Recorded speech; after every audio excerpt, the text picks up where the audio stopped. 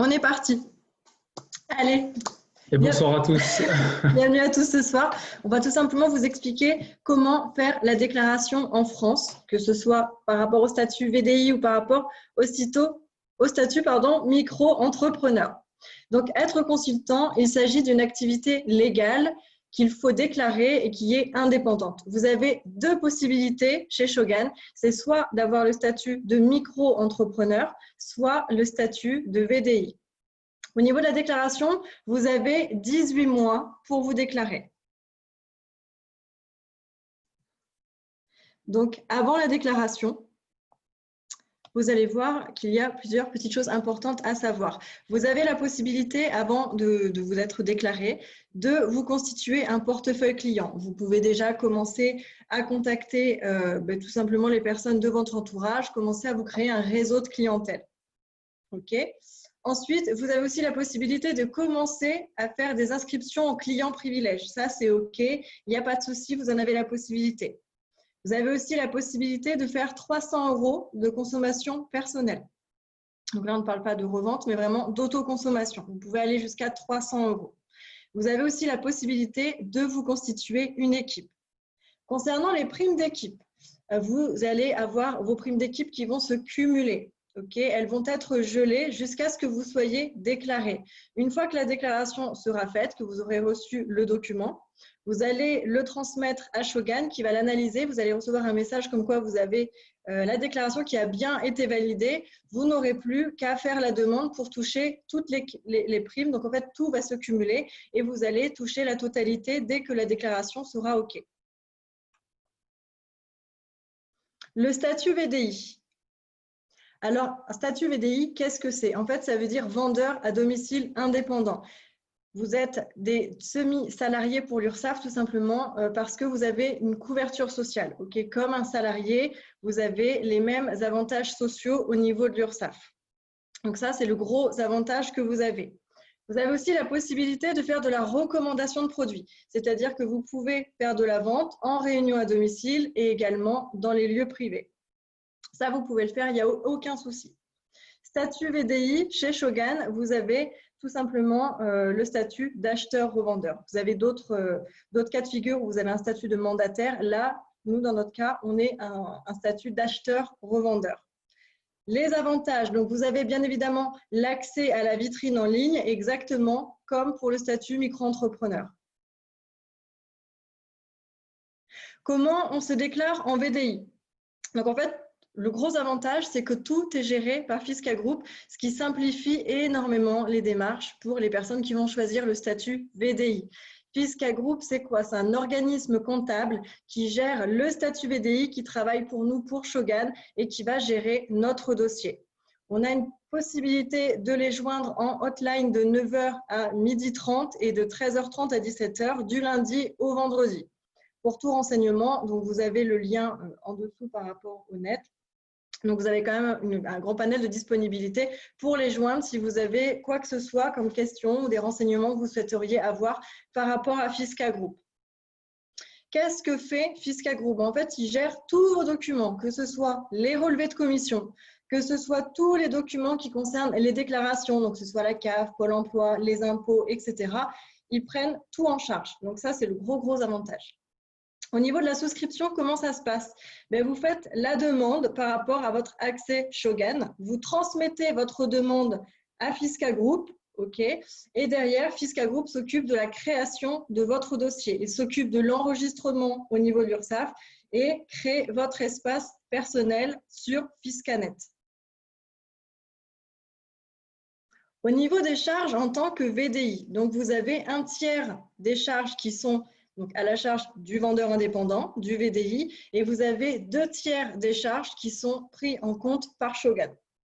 Okay. Les particularités, vous avez des frais de gestion de 10 € à l'inscription. Vous payez une seule fois. Ensuite, vous payez 12 € par trimestre pour la gestion au niveau de Fisca Group. Si vous êtes déjà dans un statut VDI parce que vous étiez déjà dans une société auparavant, vous n'avez pas les frais d'inscription de 10 € au démarrage. Vous n'aurez que les 12 € par trimestre. Comment vous êtes payé derrière? Alors, pour déclarer les ventes avec Fisca Group, vous déduisez votre consommation personnelle, bien évidemment. Les bonus versés sur votre back-office en début de mois seront faits par virement bancaire. Donc voilà pour les informations concernant le statut VDI. Maintenant, je vais laisser Marc prendre la relève pour vous parler du statut micro-entrepreneur. Et bonsoir. Donc du coup, voilà. Donc pour le statut micro-entrepreneur, donc il y a un autre statut qui est tout aussi bien. Alors voilà, qu'est-ce que c'est? C'est tout simplement un statut qui, lui, est vraiment professionnel. Voilà, vous êtes des commerçants indépendants, voilà, et avec surtout un régime fiscal qui est quand même simplifié. Voilà, vous pouvez créer en fait votre société et de la façon la plus simple possible. Les possibilités par rapport à ça, tout simplement, c'est que vous avez la possibilité de faire de la vente donc aux particuliers, aux professionnels, sur Internet et tous les lieux qui sont destinés au commerce. Voilà, ça avec le VDI, vous n'avez pas forcément la possibilité. Le statut micro-entrepreneur donc chez Shogun, donc comme on l'a dit, donc c'est un statut qui est vraiment professionnel et on va dire ça un petit peu comme ça, c'est un intermédiaire de commerce. Voilà, c'est notre rôle. Et les avantages qu'il y a là-dedans, c'est que tout simplement, on peut bien sûr avoir la vitrine en ligne, ça, il n'y a aucun problème, et on peut également, par contre, facturer. Donc ça, c'est un très bon point, parce que justement, c'est ce qui va vous permettre de vendre à des professionnels notamment, ou faire des grosses ventes aussi avec de la facturation. Alors, pour ce qui est de se déclarer, tout simplement, les démarches se font en ligne sur le site, donc il ne faut pas se tromper, c'est bien guichet-entreprise.fr. Il y a différents sites qui vous permettent tout simplement de faire la création de votre statut micro-entrepreneur. Il ne faut pas se tromper parce qu'il y a beaucoup de sites qui fonctionnent, mais par contre qui vous font payer les démarches. Voilà, donc il faut vraiment aller sur ce site-là, bien vérifier dans l'onglet, vous avez bien guichet-entreprise.fr. Ou sinon, vous pouvez le faire tout simplement à la CCI, la Chambre des commerces et de l'industrie de votre région. Pour nous, dans notre région, par exemple, c'était gratuit. Dans certaines régions, c'est payant parce qu'ils peuvent vous facturer tout simplement un service, voilà, qui tourne aux alentours de 80 €. Mais ce n'est pas automatique. Ça peut être gratuit. Derrière ça, donc, vous allez créer en fait votre statut dans votre espace auto-entrepreneur URSSAF. Voilà, ce qui va vous permettre tout simplement de pouvoir gérer vos déclarations au niveau de l'URSSAF. Donc, vous allez pouvoir créer cet accès-là entre 4 et 6 semaines après votre demande de micro-entreprise. Vous allez d'abord faire votre création et seulement 4 à 6 semaines, vous aurez la possibilité de créer votre accès parce qu'il faut attendre que vous soyez bien enregistré à ce niveau-là. Derrière ça, vous allez pouvoir télécharger l'application Auto-entrepreneur URSSAF, ce qui va vous permettre tout simplement de gérer tout simplement vos cotisations et de tout faire via votre téléphone. C'est vraiment très, très simple. Et surtout, vous n'avez rien à faire avant 90 jours. Vous vous déclarez et vous attendez au moins 90 jours après réception notamment des papiers pour faire quelques démarches qui soient. Donc, vous êtes tranquille. En général, vous pouvez attendre 3 mois. Alors, pour se déclarer, donc, comme on l'a dit, c'est sur guichet-entreprise.fr. Voilà, c'est le seul site sur lequel vous pouvez aller. Et derrière, une fois que vous avez créé donc, votre compte, il y a plusieurs éléments à savoir pour la création donc, du statut. Parce que vous allez voir, vous allez avoir beaucoup de questions, parce que autant pour le VDI, tout sera géré par Fiscanet, que là, ça sera à vous de le faire sur le site. Et des fois, il y a des petits pièges, mais qui ne sont pas bien méchants et que j'ai énumérés ici. Vous avez donc au niveau de l'activité exercée, ça vous demandera si ça sera en micro-entreprise. Là, il faudra cocher oui. Ça va vous demander si c'est en EIRL, là vous cochez non parce qu'indirectement il n'y a pas de capital investi, il n'y a pas de crédit derrière, il n'y a pas de choses comme ça, donc c'est pas du tout obligatoire. Donc je ne vous le conseille pas du tout, puis c'est des démarches surtout. Et derrière, au niveau de l'activité principale, tout simplement, vous allez mettre achat-vente de produits divers, il faut le mettre tel quel, cosmétiques, parfums, accessoires. Voilà, et si vous mettez bijoux, il faut vraiment mettre bijoux fantaisie en règle générale, tenez-vous-en à ce qui est écrit là, ça sera le plus simple. Derrière, ça va vous demander si vous avez une activité secondaire, parce qu'on va le voir, vous avez la possibilité d'avoir tout un tas d'activités au sein de votre micro-entreprise. Donc, la deuxième activité que vous pouvez mettre, c'est tout simplement intermédiaire de commerce ou mettre vente à domicile. Agent commercial, ce sera non, parce que ça, pareil, ça peut être porté à confusion. Versement libératoire, ça sera pour le paiement de l'impôt. Pareil, je ne vous le conseille pas parce que tout simplement, vous avez payé de l'impôt à l'avance. Si vous n'êtes pas imposable, vous avez payé quand même. Et après, pour avoir des ristournes là-dessus, pour pouvoir récupérer ce que vous avez avancé, ce sera compliqué. Donc, en général, il faut cocher non. Après, pour la périodicité de déclaration, il y a mensuel ou trimestriel. Je vous conseille mensuel parce qu'au niveau de la gestion, ça sera beaucoup plus simple. Et après, bien sûr, à la fin de cette déclaration, il y aura des éléments qui vous seront demandés, qui ne sont pas bien méchants et qui seront tout simplement un justificatif de domicile, une attestation de non-condamnation et une pièce d'identité recto verso avec une mention attestant qu'elle est bien conforme à l'original.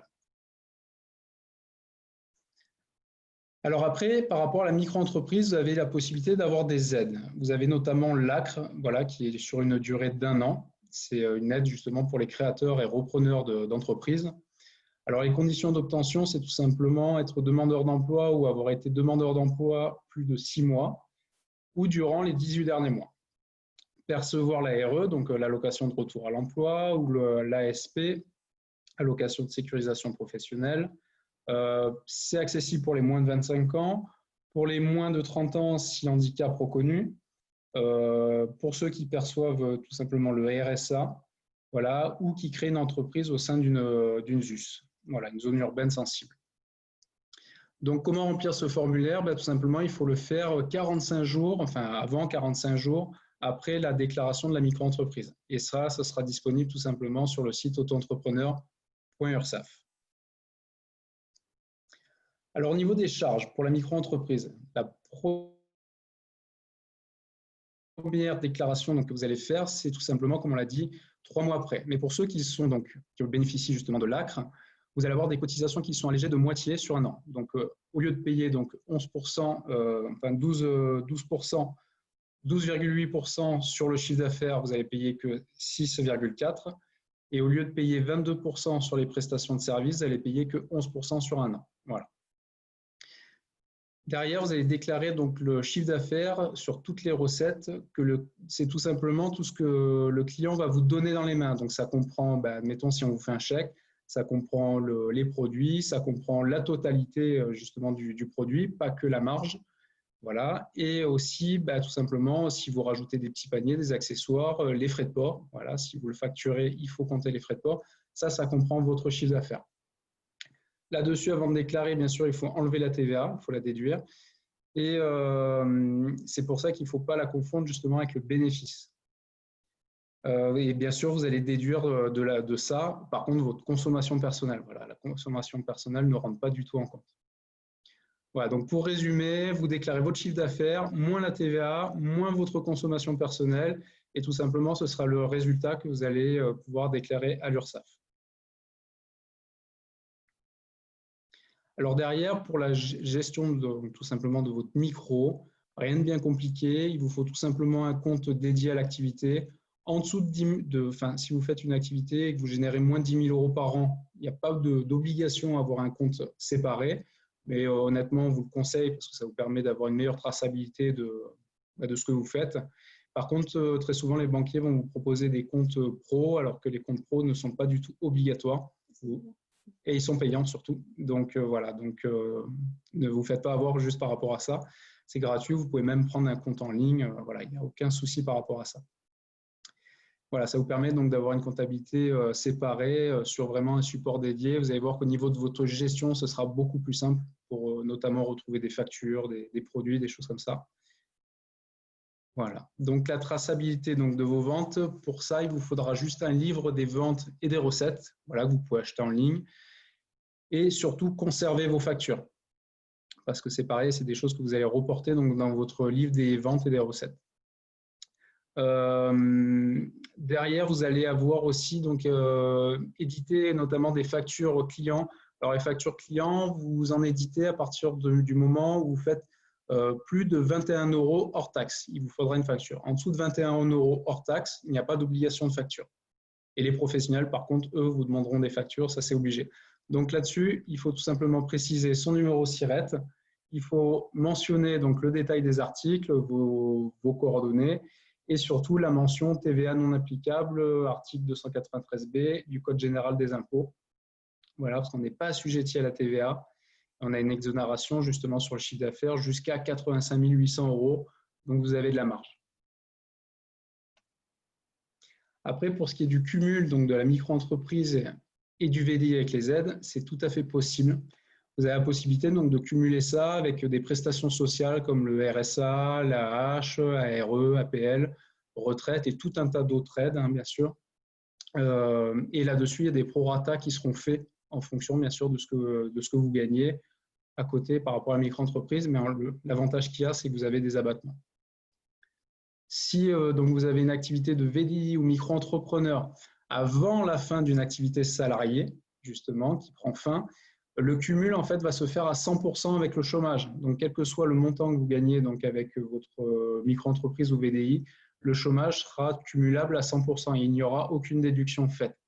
Pour ça, il faut vraiment que les conditions soient remplies et que vous soyez déclaré avec cette micro-entreprise ou VDI un mois avant la fin de votre contrat. Après, pour ce qui est de la CAF donc, et Pôle emploi, vous allez tout simplement déclarer ces ressources mensuellement. Et là-dessus, vous avez des abattements, donc 71% sur le chiffre d'affaires et un abattement de 34% pardon, sur les commissions qui sont tout simplement les bonus. Alors, par rapport à ces deux statuts, il y a des exceptions pour les gens qui peuvent le faire ou pas le faire. En général, tout le monde peut le faire. Les seuls éléments qui peuvent venir coincer un petit peu, ça va être les fonctionnaires, parce qu'il faut que les fonctionnaires, en général, soient à 70% de leur activité, pas à 100%. Voilà, c'est pour ça qu'il y a quand même l'avantage des 18 mois, ce qui permet aux gens de se lancer et de pouvoir faire des démarches plus tard. Congé parental aussi, on conseille vraiment de prendre les 18 mois d'abord, parce que le congé parental, vous pouvez faire une activité complémentaire à côté. Le seul truc, c'est qu'il faut vous demander le libre choix d'activité et pour ça, ils vont vous baisser les aides de moitié.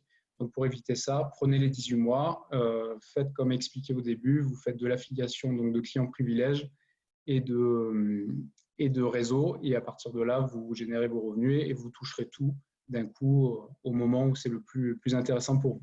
Les arrêts maladie, pareil, vous pouvez le faire. La seule différence, c'est qu'il ne faut pas qu'il y ait de clause particulière vous interdisant toute activité salariale ou non salariée à côté. Et aussi pour les gérants majoritaires de société. Voilà, tout ce qui est gérant majoritaire de société n'ont pas la possibilité d'avoir une micro-entreprise. Pour le VDI, c'est un peu en pourparlers. Ça dépend vraiment des conditions. Donc là-dessus, comment choisir? Parce qu'il y a pas mal de choses. Donc après, tout dépend de ce que vous souhaitez faire. C'est surtout ça le point de départ. Vous avez les avantages donc, du VDI, on va dire que c'est idéal pour démarrer, pour quelqu'un qui n'y connaît rien, qui ne veut pas s'embêter du tout avec la paperasse, des choses comme ça. Tout est géré par Fisca Group. Vous avez les avantages aussi sur les charges, parce que du coup, des parties sont prises en charge donc, par Shogun. Et vous avez aussi donc, la gestion voilà, qui est beaucoup plus simple. Après, pour ce qui est donc de la micro-entreprise, qui est tout aussi intéressante, hein, vous allez avoir tout simplement la possibilité d'avoir plusieurs activités en son sein. Donc, vous avez dans une micro-entreprise la possibilité de faire 10 activités différentes, ce qui n'est pas possible pour une activité VDI. Un VDI, vous pouvez faire plusieurs sociétés si vous le souhaitez, mais pas plusieurs activités. Au niveau de la gestion, donc là, vous allez la faire vous-même. Ça peut être un désavantage comme un avantage pour certains, mais l'avantage, c'est que vous le gérez vous-même et ça apprend énormément et c'est pas si méchant que ça. Donc voilà, il faut pas avoir de crainte par rapport à ça. Et vous allez avoir aussi plus de liberté, surtout au niveau de vos ventes, voilà, parce que là, vous pouvez travailler donc sur tous les supports possibles, que ce soit Internet, en direct, comme on l'a dit, professionnel. Donc, ça laisse beaucoup plus de possibilités et surtout, c'est un statut qui est mieux reconnu. Si par exemple, vous voulez faire prendre une location, faire un crédit, des choses comme ça, le statut de la micro-entreprise sera reconnu que le statut VDI est un petit peu plus bancal et mis de côté, on va dire. Pourtant, il existe depuis très longtemps, mais pas suffisamment reconnu. La seule petite note qu'il faut savoir, c'est que le VDI plus la micro-entreprise ne sont pas cumulables. C'est soit vous prenez l'un, soit vous prenez l'autre. Voilà, vous ne pouvez pas cumuler les deux, parce que c'est deux statuts sur le fond fiscalement qui sont similaires. Donc voilà, une fois que vous avez fait votre demande, donc que ça soit VDI, vous allez tout simplement derrière recevoir un mail de confirmation, le certificat INSEE, ce qui va vous permettre d'avoir votre numéro SIREN et SIRET, les renseignements aussi pour la CFE, ça sera une taxe que vous aurez, mais que pour l'année prochaine et que dans le cas où vous faites plus de 5 000 € de chiffre d'affaires, voilà, qu'on soit d'accord, et aussi votre attestation d'affiliation pour la sécurité sociale. Concernant la micro-entreprise, pareil, vous allez recevoir donc un mail de confirmation, le certificat INSEE. Vous allez avoir en plus, vu qu'on est commerçant, un CABIS, les renseignements CFE aussi, une attestation d'affiliation pour l'URSSAF et les feuilles donc, de déclaration de chiffre d'affaires, pareil, qu'il faudra fournir à l'URSSAF. Donc, vous pouvez le faire par papier, mais vous pouvez aussi le faire, comme on l'a dit, via le site Internet. Surtout, faites attention donc, aux faux documents parce que très souvent, à partir du moment où vous créez votre micro-entreprise, votre numéro sirène est visible. Et à partir de là, vous avez des petits malins qui peuvent vous envoyer des papiers avec des sommes à payer. Tout ce qui est censé, voilà, des sommes à payer, ce qu'il faut être sûr, c'est qu'il n'y a rien à payer. Toutes les démarches sont gratuites, hormis pour la micro-entreprise, comme on l'a dit, si vous allez directement à la CCI, mais ce sera sur place. Voilà, donc tout ce qui est courrier, sachez qu'il n'y a rien à payer. Au pire des cas, demandez à votre upline, elle pourra vous renseigner là-dessus. Donc voilà, on a fini par rapport à tout ça et on va du coup passer aux questions. Donc voilà, les deux statuts sont bien comme on l'a mis à la fin. La liberté n'est pas voilà, l'absence d'engagement, mais c'est juste la capacité de choisir. Donc voilà, après tout simplement, il faut choisir le statut qui vous correspond tout simplement le mieux. Et merci à vous.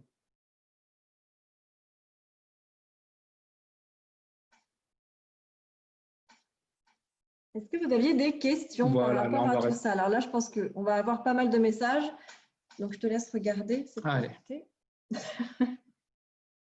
On regarde tout au fur et à mesure. Et oui, parce que là... Et on va répondre à toutes vos questions. Et dans un sujet important, donc des questions, il va y en avoir. Alors oui, c'est enregistré, ne vous inquiétez pas.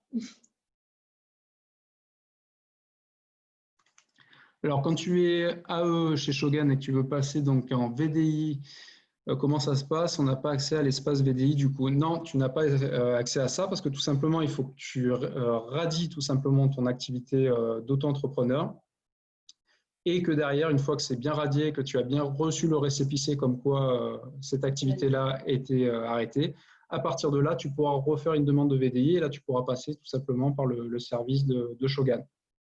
Après, regarde au niveau des cotisations parce que selon quand tu l'as créé, si c'est cette année ou justement si tu bénéficies de l'ACRE ou pas, pour ceux qui ont déjà eu l'ACRE une fois, sachez que vous ne pouvez pas l'avoir une deuxième fois. Donc voilà. Donc réfléchissez bien si justement vous en bénéficiez. Voilà. Par rapport à la position. Parce que si vous êtes déjà proche du rang managérial, si vous êtes déjà à 16 ou 20%, pour moi, ça ne vaut pas le coup de radier le statut micro-entrepreneur pour passer VDI. Sachant que dès que vous allez arriver à un certain chiffre d'affaires, dans tous les cas, vous ne pourrez pas rester VDI et vous devrez passer à la micro-entreprise. Voilà, c'est ça. Oui, complètement. Après, ils ont augmenté quand même le plafond du VDI, donc vous avez un petit peu de marge maintenant. Donc, avant, malheureusement, les plafonds arrivaient vite et il fallait vite faire des changements. Surtout que chez Shogun, ça y va. En tant que VDI, voilà, on ne peut pas proposer des produits aux professionnels, notamment les CE dans les entreprises. Ouais, c'est compliqué. Alors, un CE, vous avez la possibilité, en faisant de la prise de commande, parce qu'un CE, ça reste un domaine qui est privé. Voilà, par exemple, si vous vous mettez devant votre boulangerie, vous ne pouvez pas. Par contre, si vous vous mettez dans l'arrière-boutique, on va dire, là, vous avez la possibilité de le faire. Par contre, le VDI, peu le savent, mais le VDI, c'est de la prise de commande. Vous ne pouvez pas faire de la vente directe.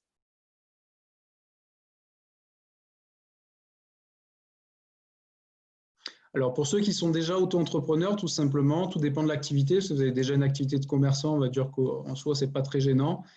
Mais il y en a qui sont auto-entrepreneurs dans le libéral, il y en a qui sont artisans. Voilà, il y a trois statuts différents dans la micro-entreprise.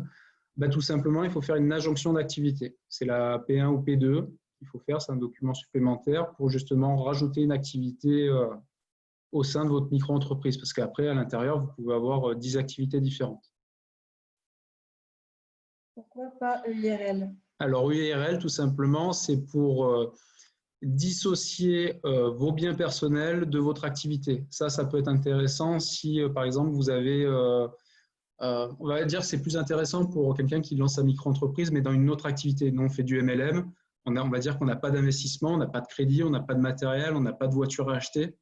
Donc, on n'est pas tenu, par exemple, par un créancier qui peut lui saisir vos biens personnels.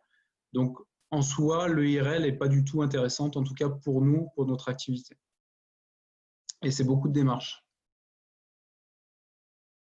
Après, malgré que ça soit une EIRL et qu'on peut dissocier les biens de son activité, ne vous inquiétez pas que si un créancier doit prendre des choses, il pourra. Donc, en soi, ça n'a pas vraiment d'utilité. Parce que vous êtes quand même en nom propre. Voilà, les VDI peuvent aller voir les CE. Oui, tout à fait. Ça, c'est OK. Alors, est-ce qu'on est obligé de faire cette déclaration? À partir du moment que ça soit VDI ou en micro-entreprise, oui, à partir du moment où tu vends. Tant que tu ne vends pas, tant que tu fais, par exemple, des clients privilèges ou de l'affiliation, voilà, du réseau, même dropshipping sur le fond, si vous encaissez de l'argent. C'est gelé. Ouais, c'est gelé, mais vous encaissez quand même de l'argent. On a déjà été VDI. Alors, si vous avez déjà été VDI… Tu n'as que les 12 € à payer. Tu n'as pas les 10 tu n'as que € les de frais 12 €. d'inscription. Justement, parce que vous êtes déjà enregistré. Les 10 € que vous avez en plus, c'est tout simplement pour le créer. Parce qu'en fait, Fisca Group va gérer justement les démarches auprès de l'URSSAF au niveau des enregistrements, auprès de tout. Alors, je n'ai pas compris la question. Stocco moins la TVA. Alors, 35 ans, c'est fichu? Non, c'est pas fichu. C'est un très bel âge. Non, mais après, il faut voir, tout dépend de ta situation. Voilà, si tu es en recherche d'emploi, si tu touches des aides, tu peux peut-être avoir l'ACRE. Alors, par rapport au statut VDI, les 300 € de consommation personnelle, c'est par mois. Vous avez droit à 300 € de conso par mois. On va dire que les 300 € sont justifiables auprès des fiscaux, on va dire. Voilà, si vous faites 1 000 € et que vous déclarez rien tous les mois, ça va sembler louche. Voilà, 300 € pour de la conso perso, c'est un petit peu ce qu'on fait dans nos courses, donc c'est acceptable. On va dire que fiscalement, on ne peut pas vous le reprocher. Alors, en tant que VDI, non, vous ne pouvez pas faire, certains le font, il ne faut surtout pas, vous n'avez pas du tout le droit de facturer en tant que VDI. Normalement, en tant que VDI, vous prenez une commande. La vraie raison de ça, VDI, vous prenez des commandes, donc vous n'encaissez pas d'argent. Si les gens vous payent à l'avance, OK. Par contre, vous n'encaissez pas l'argent avant 2 semaines. Juridiquement, la loi, c'est ça. Donc, pendant 2 semaines, vous ne pouvez pas livrer le client, sachant qu'il faut quand même commander à côté, etc. Après, beaucoup le font. Divine qui met, on peut faire le congé parental à mi-temps. Alors oui, pour le congé parental, tu peux te mettre à mi-temps, mais si t'es pas, si par exemple tu es en congé parental, que tu veux te lancer dans une nouvelle activité, tu vas être obligé de demander auprès de la CAF le libre choix d'activité pour justement faire une activité complémentaire. Parce que normalement, congé parental, c'est censé servir à l'éducation des enfants. On ne peut pas du tout travailler. Mais c'est quand même faisable. Le seul truc, c'est qu'ils vont baisser les aides de moitié. Donc moi, ce que je te conseillerais de faire, c'est tout simplement de garder dans un premier temps ton congé parental plein, sans demander le libre choix d'activité, et de te servir des 18 mois par rapport à Shogun. Par contre, tu sais que tu ne pourras pas faire de vente.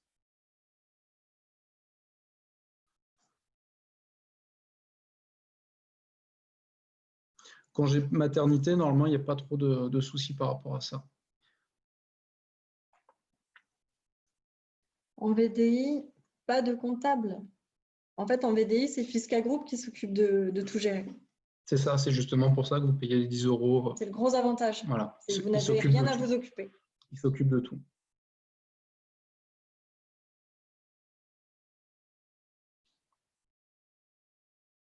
Alors, Joanie qui te met, je n'ai pas encore fait la déclaration VDI. Est-ce que je dois déclarer quand même à Pôle emploi? Alors, normalement, tant que tu n'as pas de statut dans les mains, quelque chose de déclaré, je te dirais, n'en parle pas à Pôle emploi. Ouais, c'est ce que j'allais dire aussi. Parce que Pôle emploi, en fait, va te demander des comptes en disant de savoir de connaître tes revenus, vont demander des justificatifs, des choses comme ça. Et si tu ne peux pas les fournir, le problème, c'est qu'ils vont te bloquer tes prestations. Le temps qu'ils aient justement les justificatifs. Et pour répondre à Corinne, effectivement, pour faire tes déclarations, tu dois déclarer, que ce soit en VDI ou en micro-entreprise, il faut que ta déclaration soit faite. Alors après, en congé parental, que ça soit VDI ou micro-entrepreneur, le principe est le même. C'est que vous soyez VDI ou micro-entrepreneur, vous voulez faire une activité complémentaire à côté, vous êtes obligé de demander à la CAF justement un libre choix d'activité et ils vont vous baisser les prestations. Donc, restez vraiment, si vous êtes dans ce cas-là, au moins restez sur les 18 mois, comme ça vous gardez vos aides à taux plein. En général, vous êtes à 450 €. Ils vont vous baisser voilà, dans les alentours de 250 et quelques. Donc, restez avec ça. Et puis, à partir du moment où vous voyez que vos bonus qui dorment chez Shogun sont supérieurs ou peuvent prendre le relais par rapport aux aides que vous avez à côté, là, à la limite, vous pouvez demander le libre choix d'activité. Mais c'est vrai que chez Shogun, ça peut aller quand même, voilà, au bout de 2-3 mois, en général, vous pouvez compenser les aides.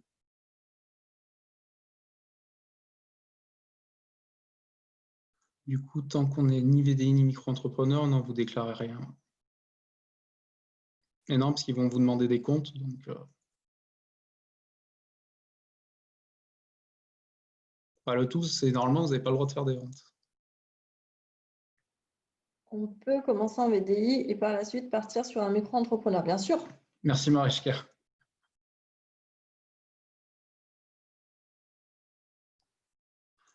Alors en fait, vous pouvez vous mettre VDI et ensuite vous mettre micro-entrepreneur. Vous pouvez vous mettre micro-entrepreneur et ensuite arrêter, vous mettre en VDI. Le seul truc qu'il faut faire attention, c'est que si vous faites, c'est surtout pour vous parce que c'est un avantage, si vous êtes en micro-entreprise et que vous avez l'ACRE, ne l'arrêtez pas parce que vous allez vous mettre en VDI, vous allez perdre tous les bénéfices de l'ACRE et vous ne pourrez plus l'avoir. Donc ça reste quand même intéressant sur la première année. Donc, n'oubliez pas qu'une fois que vous allez arriver à un certain chiffre et que vous allez vous rapprocher du rang managérial, la question ne se posera plus. Vous serez automatiquement en micro-entreprise. Alors, moi, j'ai fait ma déclaration micro en octobre. J'ai reçu mes papiers. Je n'ai jamais eu de déclaration à faire, c'est normal. Il faudrait que tu les contactes, Camille Bado. Normalement, mi-octobre, tu aurais dû recevoir, bon, après, il y a eu le confinement, tout ça, mais normalement, en octobre, tu aurais dû recevoir les papiers. Normalement, tu aurais dû recevoir tous les papiers URSSAF avec les 3 premiers mois déclarés. Et ton papier INSEE aussi. Donc, vérifie que ton enregistrement a bien été fait.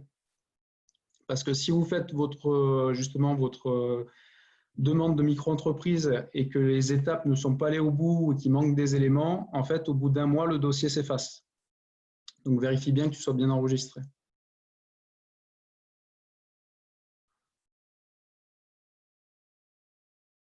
Alors, pour le VDI, si vous pouvez cumuler, je réponds à Michel Sullivan, si tu es salarié, tu peux être VDI. Les seuls cas où ça peut être gênant, entre guillemets, mais il y a toujours des solutions, c'est si vous êtes fonctionnaire. Émilie, oui, t'inquiète pas, on laissera les slides disponibles sur Shogun 2.0.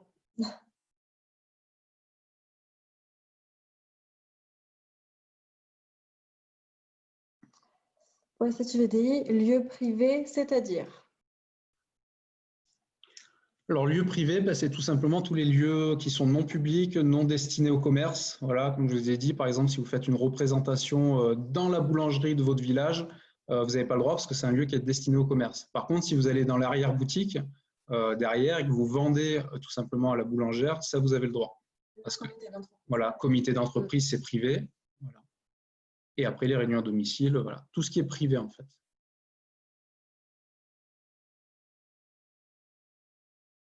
De rien, avec plaisir. À quel moment doit-on se déclarer? Vous avez 18 mois. Vous avez 18 mois pour déclarer. Dès que vous commencez à faire des ventes, il faut penser à vous déclarer. Alors, Tiffany, si tu as une filleule qui est déjà en micro-entreprise, tout simplement, elle va faire une adjonction d'activité. Donc, elle va rajouter ça. Et elle va rajouter exactement comme on l'a mis dans les slides, justement, de dire achat, vente de produits divers, cosmétiques, parfums, accessoires. Et elle peut rajouter aussi intermédiaire de commerce ou vente à domicile. Parce que autant vous n'avez pas la possibilité de cumuler, en fait, d'avoir un statut VDI et un statut micro-entrepreneur, ça, vous n'avez pas le droit. Par contre, vous avez le droit d'avoir une micro-entreprise et de faire du VDI à l'intérieur. C'est pour ça que vous avez la possibilité, dans la micro-entreprise, d'être vendeur à domicile. Mais vu que chez Shogun, on est quand même acheteur-revendeur, il faut mettre achat-vente dans l'intitulé justement des premières activités, l'activité principale.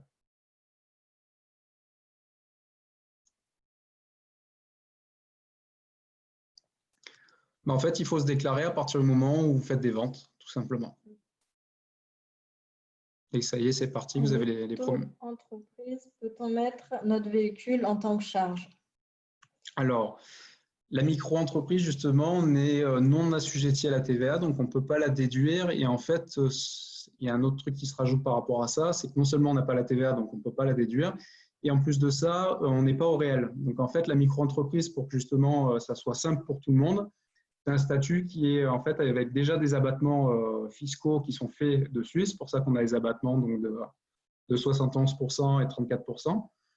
Mais on ne peut pas déduire tous les frais qu'on a à côté, des restaurants, des choses comme ça, des véhicules, ça on ne peut pas le déduire. Vous pourrez le déduire si à partir du moment où vous dépassez 85 000 € de chiffre d'affaires, là vous passez au réel. Dès le mois suivant, vous passez au réel. Et à partir de là, vous pouvez par contre passer tous vos frais à l'intérieur.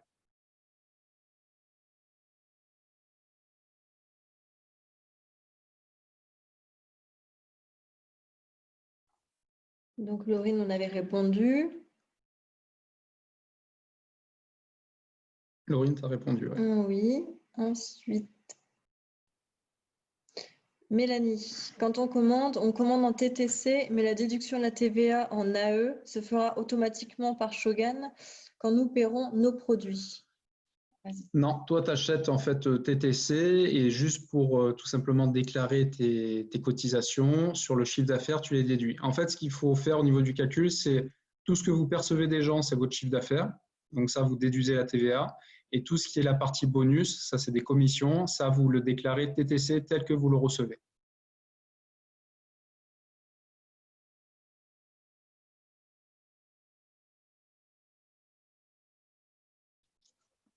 Alors, pour les impôts, justement, j'attendais cette question. Alors, les impôts, ça sera toujours l'année suivante. Donc, si vous êtes lancé cette année, sachez qu'il n'y a rien à déclarer. Les impôts, ça sera que l'année suivante. Et ça sera dans une case à part, c'est la 2042 C Pro. Ça sera une case à part. Et justement, vous aurez prestations de services et chiffre d'affaires. Et ça sera déclaré là-dedans. Et vous avez du coup des abattements. Par exemple, si vous déclarez du chiffre d'affaires dans la case justement chiffre d'affaires, vous allez, admettons, déclarer que vous avez fait 10 000 €. Et sur ces 10 000 €, vous allez avoir un abattement de 71%. Donc du coup, vous serez imposé sur la partie restante. Donc c'est pour ça que ça reste intéressant. Alors là, je réponds à Maxime. En auto-entrepreneur, non, on avait dit tout à l'heure, tu ne peux pas en fait faire déduire les frais d'un véhicule. Ce n'est pas comme une activité libérale. Ce n'est pas la même chose. Une activité libérale, tu peux faire déduire des frais de véhicule. Là, en micro-entreprise, tu ne peux pas.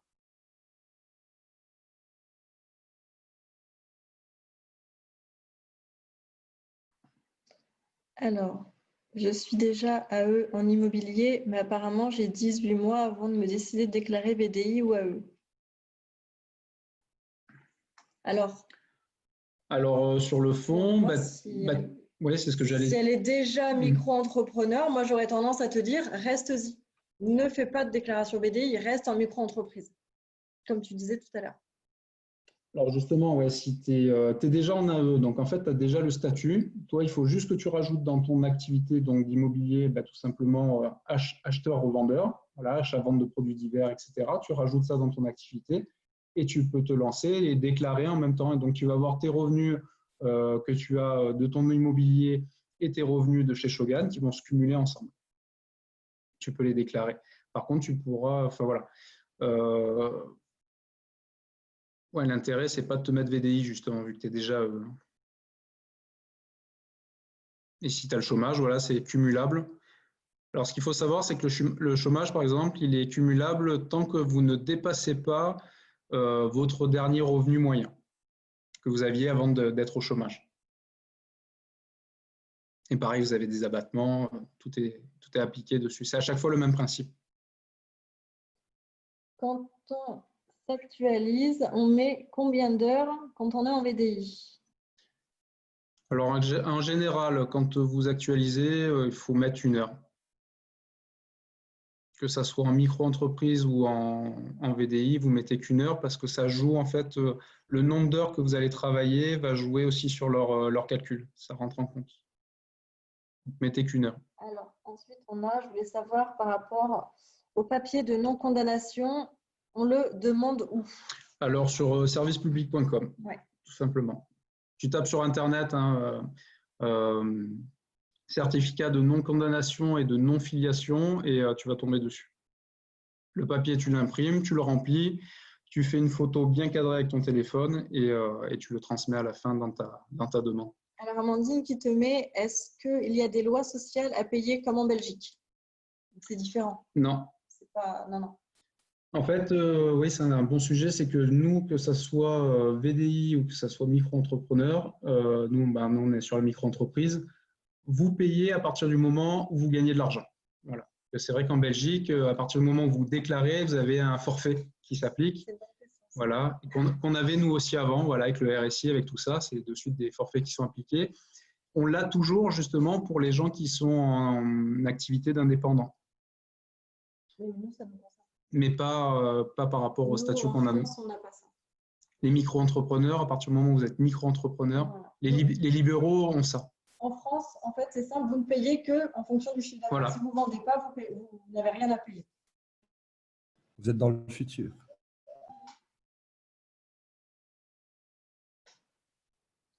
Alors, comme nous sommes déjà au chômage, est-ce que les droits sont repoussés?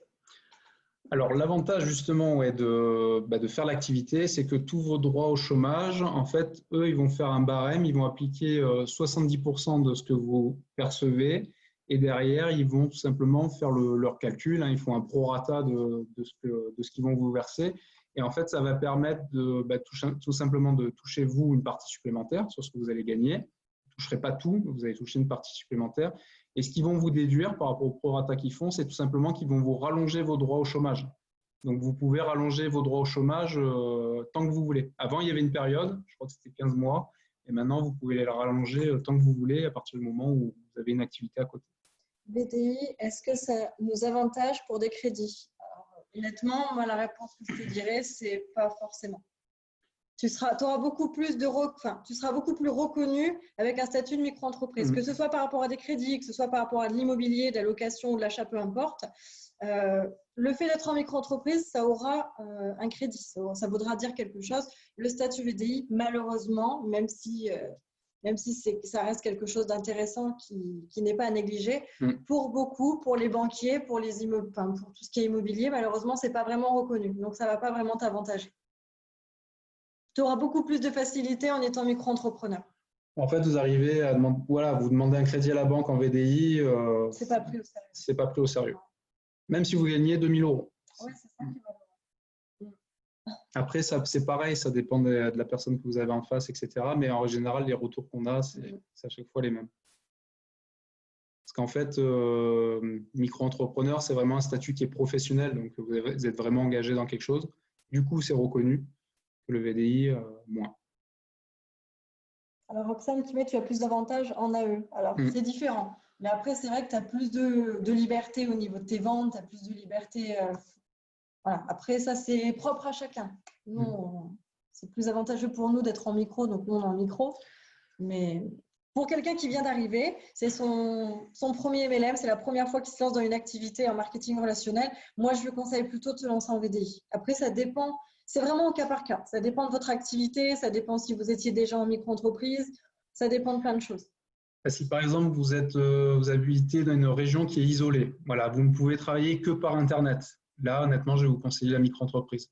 Parce qu'en VDI, malheureusement, vous ne pourrez pas travailler par Internet. Légalement. VDI, ouais.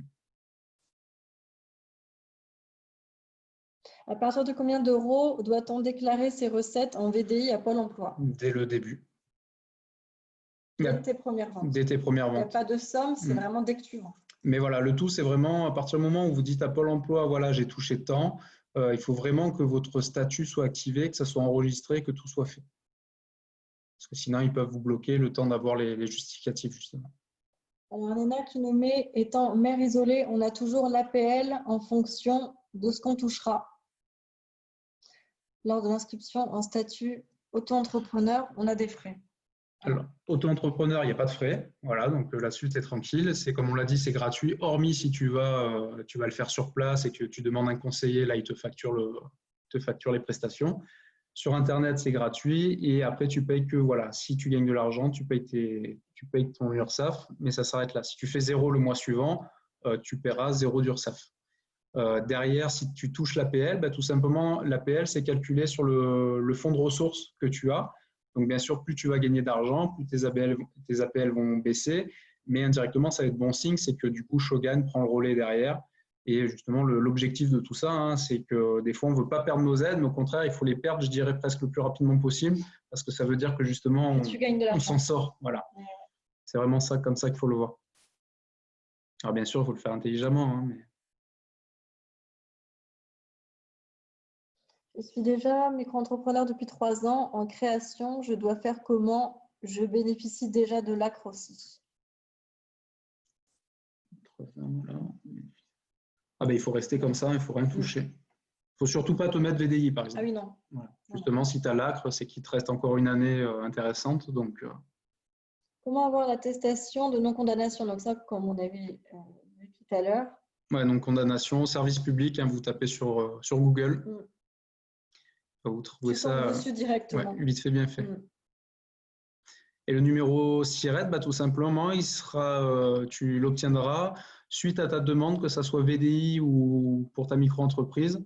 C'est un papier que tu recevras à la maison. Et ça sera justement un papier où tu as l'enregistrement des entreprises. Et dessus, tu auras ton SIREN, 9 chiffres, et tu auras ton SIRET aussi. Alors, Angélique qui te met du coup en tant que VDI, est-ce qu'on peut vendre sur les réseaux? Non.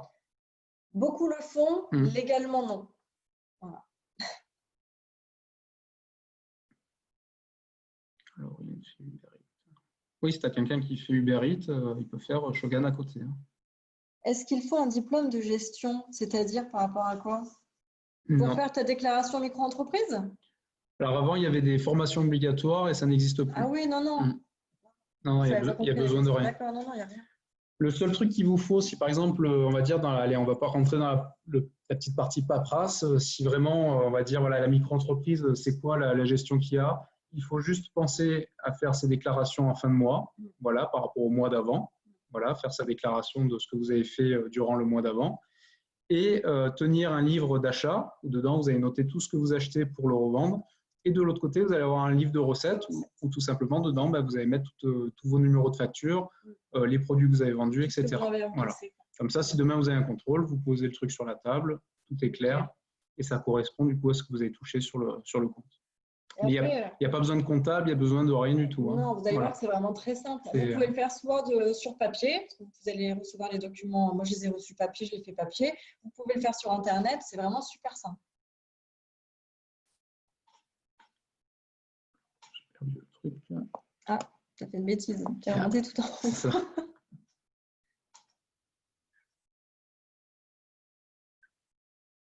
Alors, non, j'étais là, voilà, sur la vitrine. Tu veux répondre pour la vitrine? Non, on est beaucoup plus bas. Non, on est là, vitrine payante.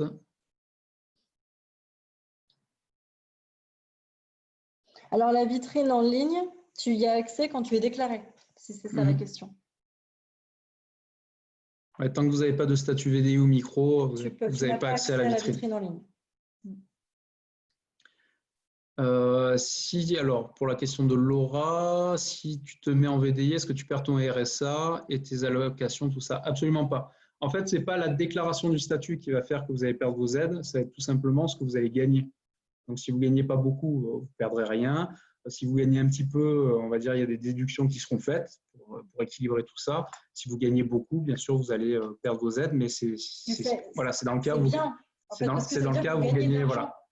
Ce n'est pas du tout quelque chose qui doit vous faire peur. Hein, l'objectif, en fait, c'est de ne pas mettre les gens, on va dire, dans la merde. C'est tout simplement de donner ce qui est logique de donner. Ouais. Mais c'est vrai qu'en charbonnant bien avec Shogun, voilà. La transition se fait progressivement dans le sens où vous en rendez même pas compte, en fait. Après, justement, si vous ne voulez pas prendre de risques par rapport aux aides, vous pouvez faire les 18 mois. Les 18 mois, vous cumulez toutes vos commissions, vous laissez tout de côté. Et dès que ça y est, la machine est lancée, que ça se met en route, du coup, ça va vous permettre en fait de garder vos aides à fond. De l'autre côté, de vous faire une petite cagnotte, voilà, d'écureuil, bien comme il faut. Et à un moment, une fois que la machine est lancée, tous les mois après, ça ne fait qu'augmenter. Donc, à partir de là, vous débloquez tout ça, vous perdez vos aides, mais du coup, c'est Shogun qui reprend le relais de l'autre côté, donc vous êtes tranquille. On avait répondu à Maxime. Tu as Angèle qui te met le chiffre d'affaires maximum en acheteur-revendeur et de 80 300. Tu as le chiffre en tête? Oui, c'est 85 200, quelque chose comme ça. Et on peut dépasser, on peut monter jusqu'à 91 000 euros. Par contre, au-delà de 91 000 €, du coup, on passe en… On n'est plus… en fait, c'est surtout la franchise de TVA. Parce qu'après, vous pouvez garder le statut. Par contre, ça sera que la franchise de TVA. Du coup, vous passez au réel. Mais en passant au réel, du coup, vous pouvez déduire tous vos frais. Donc, véhicule, restaurant, déplacement. Donc, c'est un intérêt quand même. Mais bon, il y a de la marge. Voilà. Alors, mon mari a le projet de racheter une épicerie si je déclare avec sa micro. Est-ce que… Ah bah oui, non, tu peux pas. Tu peux pas déclarer avec la micro de quelqu'un d'autre. Et le truc, c'est qu'il faut que lui fasse l'activité. Ah oui. Voilà. Parce que si Ouais, toi, du coup, tu vends sur les réseaux marche sociaux, mais que tu n'as pas… Bon, après, il faut savoir que ça soit toi, mais si tu n'as pas de statut, tu es embêté. Après, d'un autre côté, ce que j'ai envie de dire, c'est que même si vous êtes en couple, faites tous les deux votre micro-entreprise parce que du coup, ça va vous permettre de multiplier en fait les chiffres d'affaires que vous pouvez faire. Parce que si vous êtes à deux sur la même, ben, indirectement, vous pouvez vite exploser les plafonds, surtout s'il a une épicerie. Selon comment ça tourne, ouais. Vous allez, après, c'est carrément le risque de sortir de la micro-entreprise. Bon, après, vous pouvez monter jusqu'à 170 000 € par an.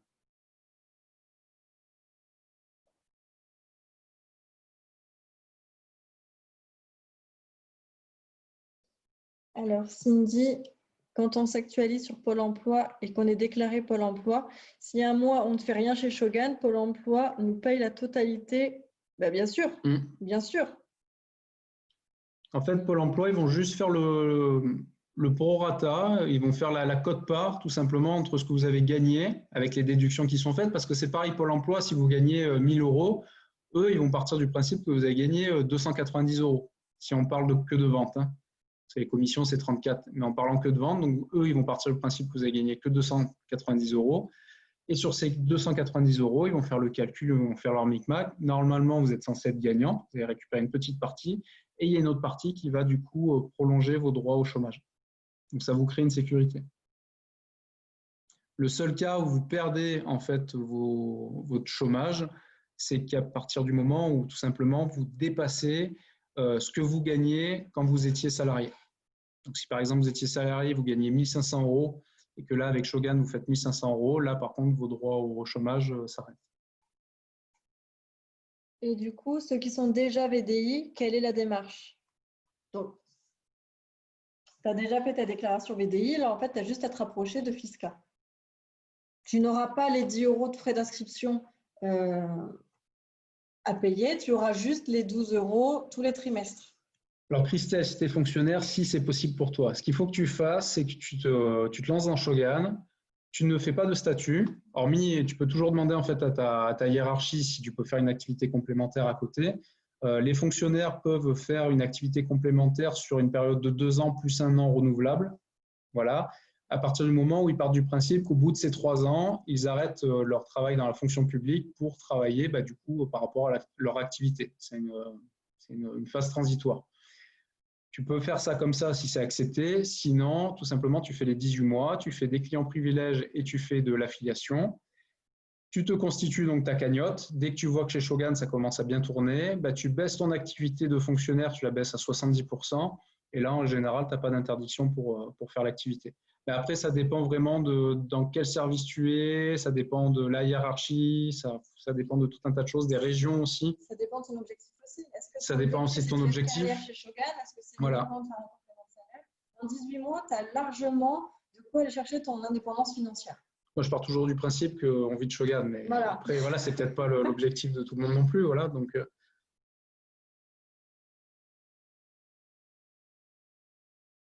c'est quoi le seuil à ne pas dépasser pour les VDI? Donc, tu l'as dit tout à l'heure, je ne l'ai plus en tête. Alors, les VDI, ça a augmenté. Avant, c'était 20 000 € par an, et là, ça a augmenté. C'est le même principe que la micro-entreprise.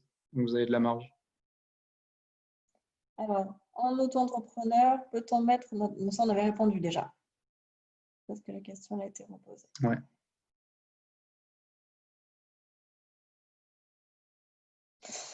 Alors, pour là que je voulais dire, et puis mon dossier Pôle emploi est en cours encore avec cette période. Oui, ça, c'est normal. Hein. Et en cette période, ouais, c'est pas simple.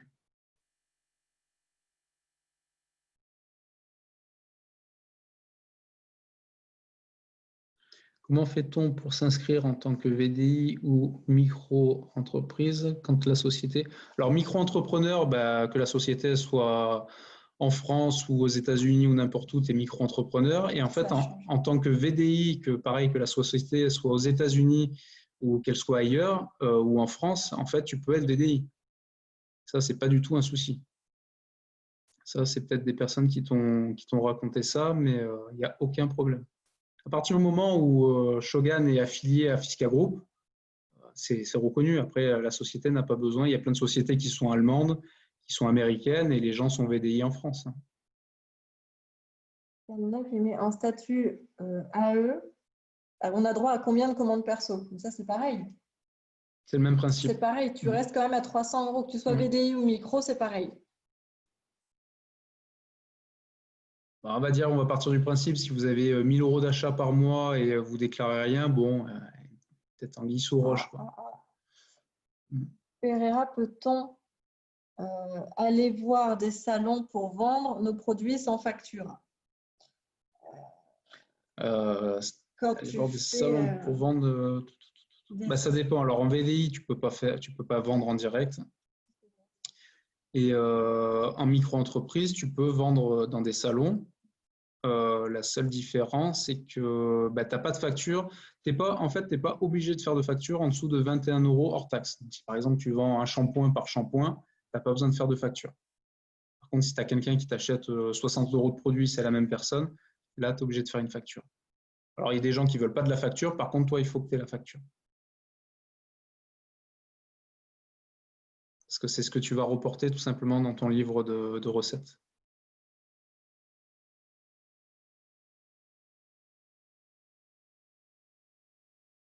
Et normalement, il faut attendre 2 semaines pour livrer un client en VDI. Ouais. Parce qu'en fait, il y a une loi qui protège du coup le consommateur si tout simplement il veut annuler sa commande. Donc, il faut attendre 2 semaines. Pas grand monde le fait. Hein.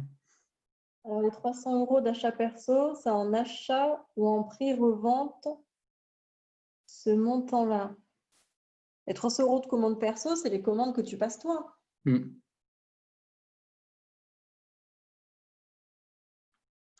Alors, si Bénédicte, justement, c'est une fille qui vend, oui, il faut qu'elle soit sur le fond déclarée. Je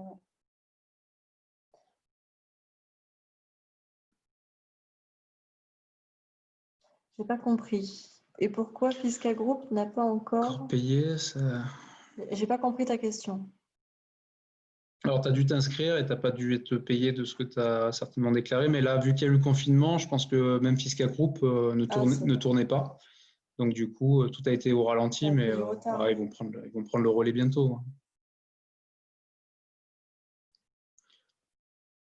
Là, en fait, nous, on est un peu étonnés, mais en fait, Shogun, ça tourne, mais le monde autour de nous est complètement arrêté, dont Fisca Group, je pense.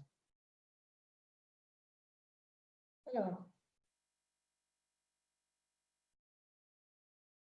j'ai bien compris, quand on embauche des gens, donc quand tu fais du parrainage, avant de se mettre à son compte, notre pourcentage ne monte pas. C'est-à-dire, bien sûr qu'en faisant du parrainage et en inscrivant des clients privilèges, tu peux monter les paliers. En fait, l'histoire des 18 mois, c'est comme si vous étiez des consommateurs. Voilà, vous avez du coup les produits à moins 50%, vous consommez pour vous.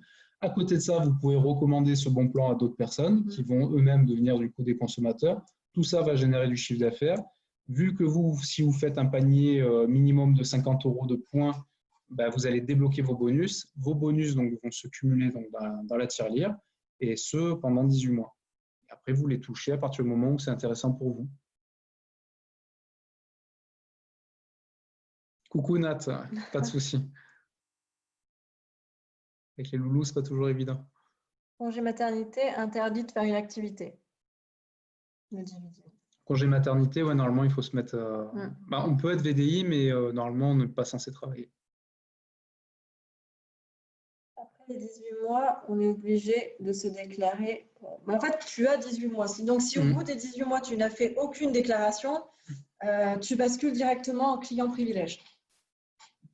En fait, tout ce que vous avez cumulé, si au bout de 18 mois, vous ne prenez pas de statut, tout ce que vous avez cumulé, vous le perdez par contre. Tu perds l'équipe que tu t'es constituée, tu perds toutes les primes. Mais bon, c'est honnête, je vais être honnête, 18 mois, c'est énorme. Ah oui. En règle générale, vous déclarez bien avant.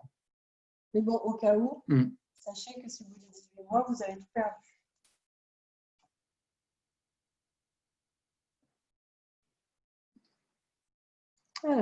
Alors, tu fais salon, tu veux te mettre en micro-entreprise? Oui, tu peux, oui.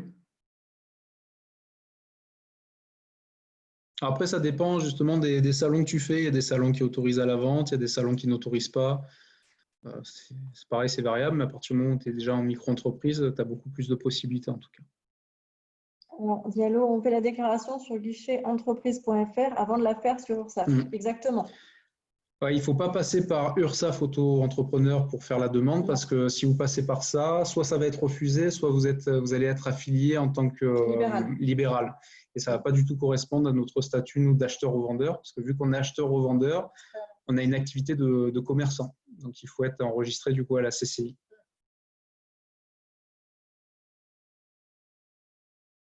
Il me semble que les 18 mois, c'est terminé. Ah, non, tu as toujours 18 mois 18 pour mois, faire ta c'est toujours là. déclaration. Pour les impôts, c'est que l'année prochaine. Déjà, il y a de la marge. Et tout simplement, les impôts, vous allez prendre tout le chiffre d'affaires que vous avez fait, admettons, là en 2020 pour 2021, vos commissions que vous avez touchées, pareil, et vous allez les mettre dans 2 cases spécifiques. C'est très simple, c'est juste un formulaire à part, il y a 2 cases.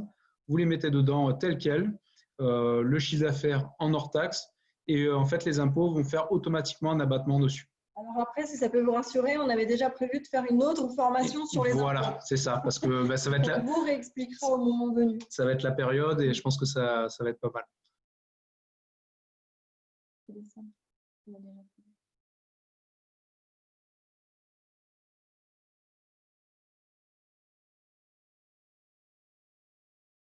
Donc, Kevin, tu as déjà ouvert un statut micro-entrepreneur et tu veux passer par Fiscal Group. Il n'y a pas de souci parce que auto-entrepreneur, Fiscal Group, c'est que pour le VDI. Ouais. Donc, il n'y a pas de souci. Après, réfléchis bien à savoir par rapport au fait de si tu disposes de l'ACRE ou pas, si c'est vraiment intéressant.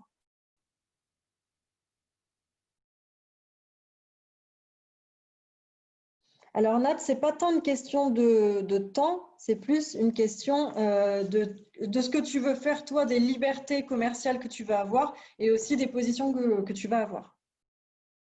Si tu veux avoir un maximum de liberté au niveau de tes ventes, je te dirais que c'est mieux de passer en statut micro.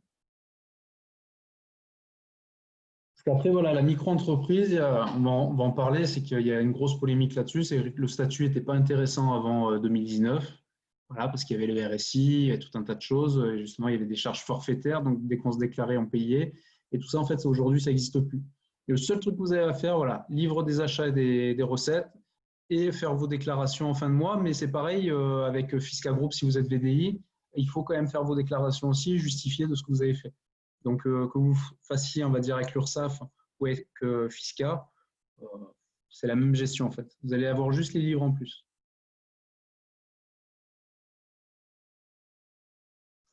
Alors, c'est légal les 18 mois, si on déclare nulle part, qu'on gagne de l'argent, il y a un problème.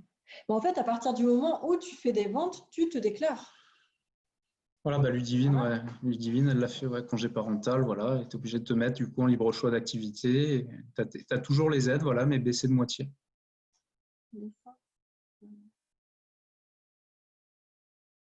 Voilà, comme a dit Christelle, au bout de 18 mois, on est obligé de se déclarer.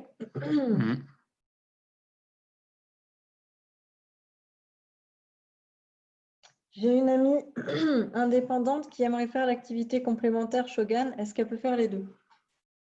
Elle a quoi comme activité C'est ça. Indépendante? Ça dépend de ça.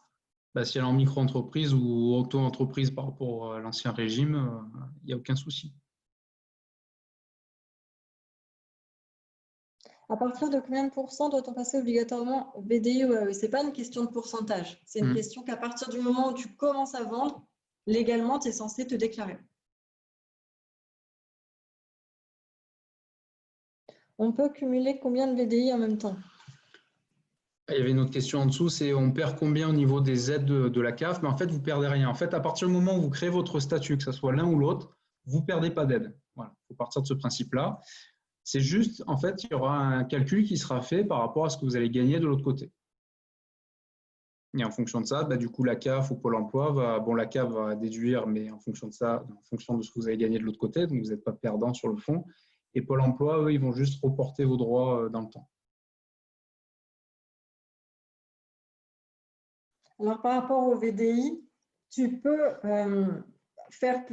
avoir plusieurs VDI. Par contre, par rapport à Shogun, à partir du palier 16%, tu ne peux plus cumuler avec un autre VDI. Tu es obligé de faire Shogun uniquement à partir du 16%.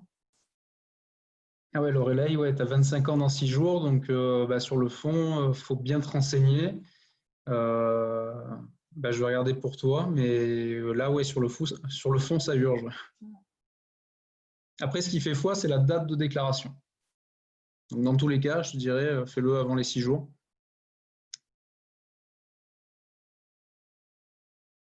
Quand on se déclare VDI après 18 mois, va-t-on devant les 18 mois? Non, il y aura… Par rapport aux 18 mois, si tu cumules tout simplement des commissions, à partir du moment où tu ne les touches pas, tu n'as pas de charge. C'est soit, en fait, par exemple, admettons, tu te lances dans l'activité, tu attends 10 mois. Au bout de 10 mois, tu touches, admettons, je ne sais pas, 5 000 euros. Là, tu vas payer du coup des charges par rapport à tes 5 000 euros. Par contre, si tu ne les touches pas, ça reste dans une tirelire et si au bout de 18 mois, il n'y a pas de statut qui est pris, ça repart dans la cagnotte de Shogun. Et ils nous feront des cadeaux. Alors, Coraline, si on a le droit à l'ACRE, du coup, c'est mieux de commencer en micro-entreprise ou si on commence en VDI. Alors, ça dépend. Ça dépend, encore une fois, de tes objectifs. Est-ce que tu veux avoir des libertés commerciales? Est-ce que tu as envie de faire de la vente directe? Est-ce que ça dépend de plein de choses. Est-ce que tu fais un complément de salaire? Est-ce que tu veux faire de Shogun ton métier à temps plein? Ça dépend de plein de choses. Où est-ce que tu en es aujourd'hui par rapport à tes positions? C'est ça aussi. Ça dépend de tout ça.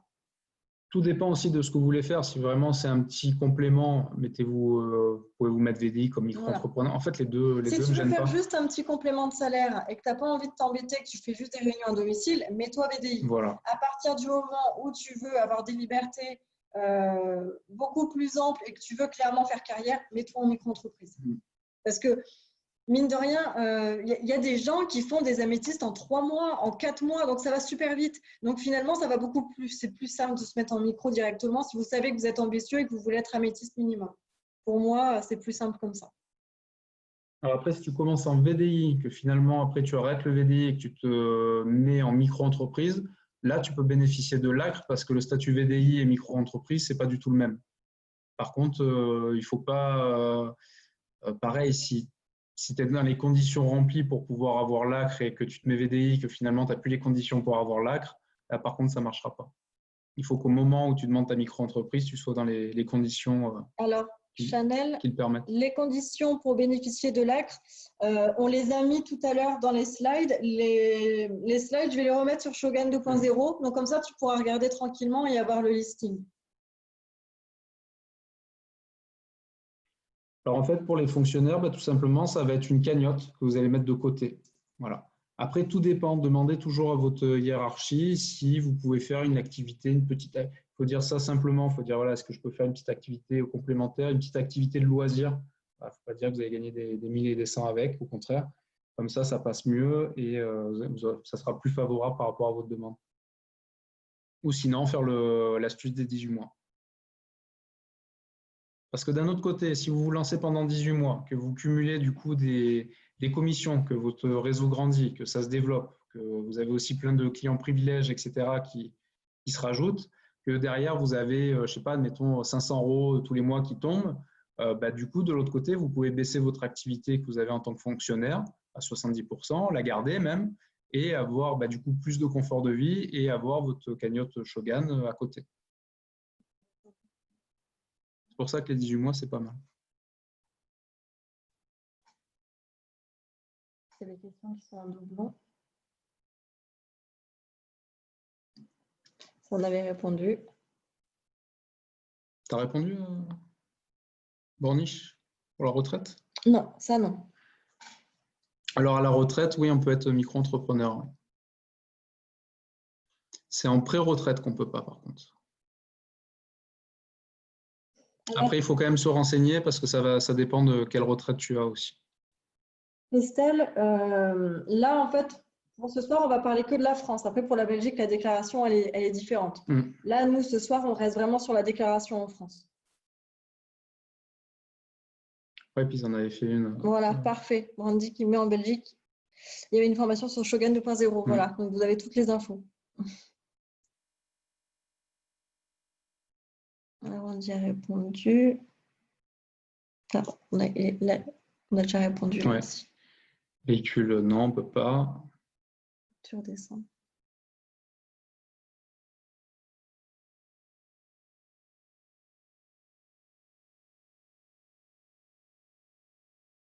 Descends. On est en train de regarder dans le chat les questions auxquelles on n'a pas encore répondu. Alors, en tant que VDI, tu as le droit, mais en micro-entreprise, tu n'as pas le droit de vendre sur les marchés, tout ça. Mais en VDI ou que ce soit en micro-entreprise, on a la possibilité de faire des expositions. Ça, on a le droit. Et des prises de commande. Voilà, exposition, prise de commande sans toucher de l'argent. Ça, vous avez le droit.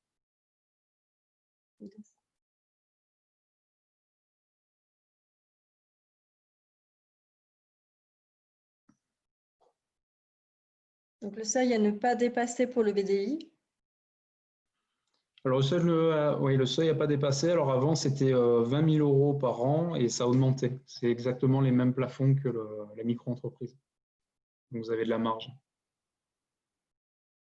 Donc, ça, on a répondu déjà à cette question-là tout à l'heure. Non, pas de formation. Oui, ça, c'est... Par contre, Mélissa n'a pas répondu.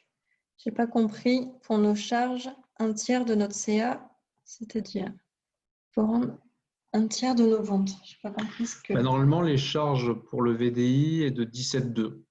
Alors après, justement, quand Shogun dit qu'ils prennent du coup une partie, eux, les deux tiers, et il reste un tiers pour le consultant, je ne sais pas ce qui reste. Parce que je sais que par rapport au VDI, il y a les charges patronales voilà, qui s'élèvent très très haut, à plus de 30%. Et après, vous avez les charges salariales qui sont de 17,2. Donc, je ne sais pas comment ils vont faire. Demander à Fisca, je pense, directement. Et vu que là, du coup, avec le confinement, Fisca n'a pas eu le temps de se lancer, on n'a pas eu le retour par rapport à ça.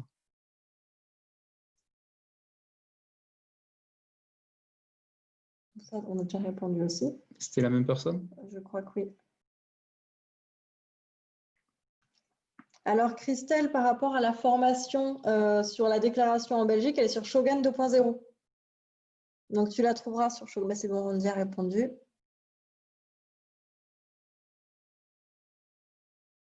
Alors, si tu as 800 euros de, si tu as 800 euros de CA, en fait, tu ne détues pas 300 euros. 300 euros, c'est ce que tu peux justifier de consommation personnelle, par exemple, sans dire que bah, du coup, tu vends forcément, parce que ça passe. Fiscalement, ça passe. Ça ne veut pas dire qu'il faut déduire 300 euros. Non, surtout pas.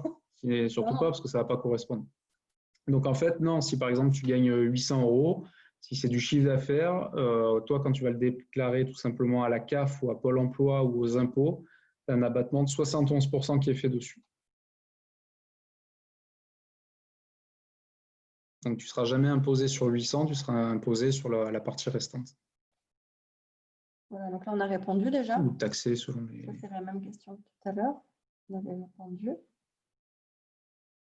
Alors, 1 heure égale en euros, tu ne mets pas en fait. Si c'est pour Pôle emploi, eux, ils vont vous demander combien d'heures vous travaillez. Vous mettez 1 heure parce que de toute façon, on est indépendant, on travaille un peu par-ci, par-là. Même justifier des heures, ce n'est pas possible.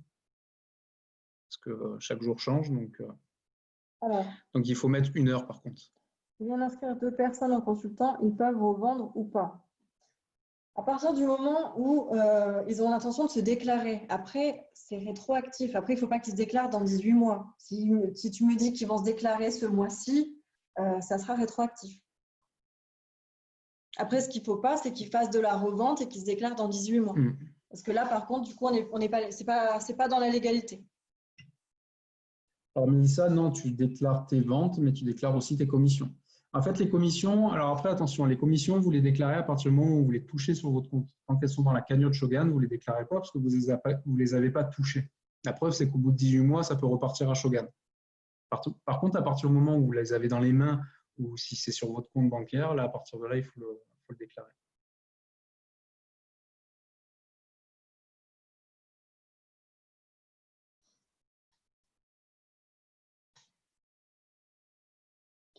Donc là, il n'y a pas. Mais voilà, Ludivine, elle dit, voilà, en France, le tout, c'est de, même si vous faites 0, il faut déclarer 0. Voilà, ça, par contre, c'est important. Après, ils ne vous envoient pas des amendes comme ça. En général, ils vous envoient des relances. Oui. Ils sont assez doux, quand même. Je les aurais pensés plus méchants, d'ailleurs.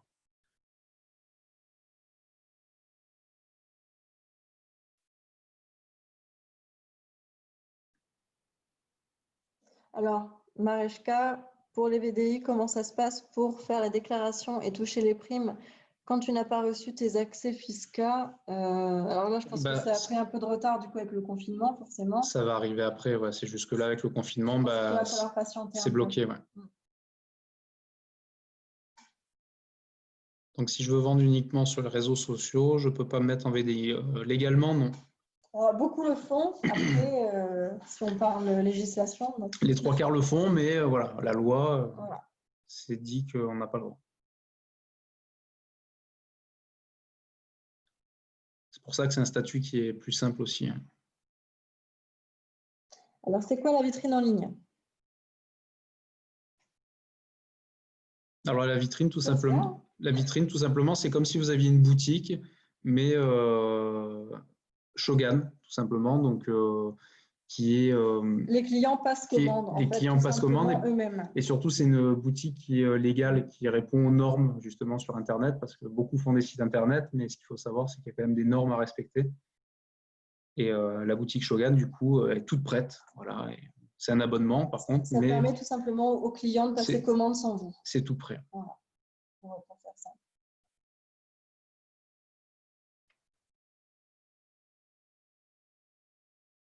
Alors,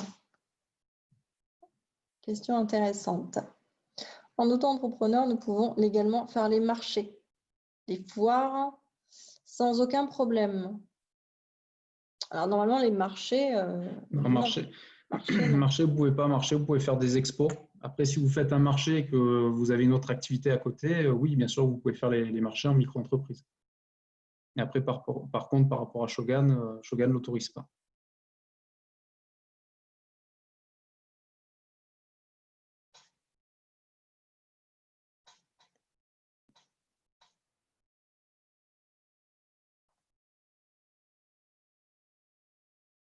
Alors, on regarde les questions dans le chat auxquelles on n'a pas encore répondu.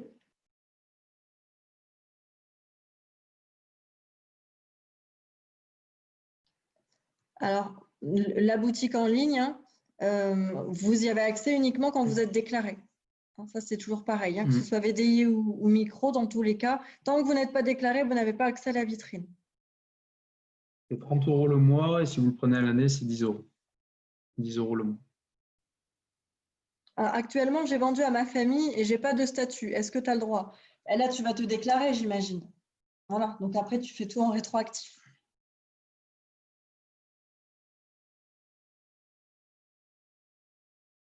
Alors, il faut déclarer quoi à Pôle emploi? Le prix des produits qu'on a vendus ou juste ce qu'on a gagné? Non, justement, voilà, il y a beaucoup qui se font avoir avec ça. C'est en fait, si tu vends des produits, c'est du chiffre d'affaires.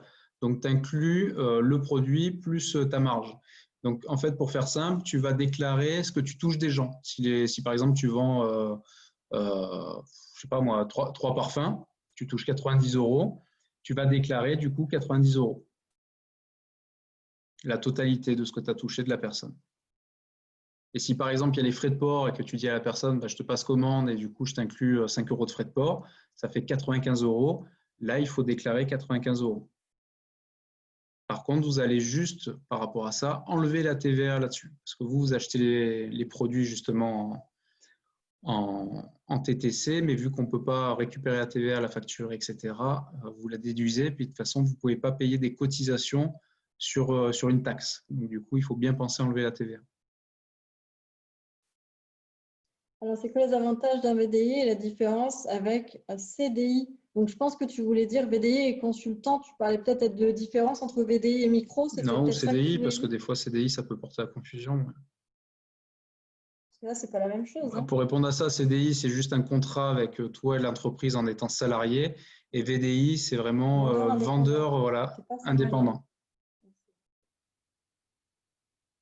C'est juste un statut fiscal qui t'autorise du coup à faire l'activité, qui t'affilie à la société avec laquelle tu travailles. Alors, en tant que VDI, nous ne faisons rien d'autre, nous touchons le chômage, mais si tu ne fais pas grand-chose avec Shogun, c'est possible d'être rappelé quand même pour aller travailler. Bah, bien sûr, bien sûr.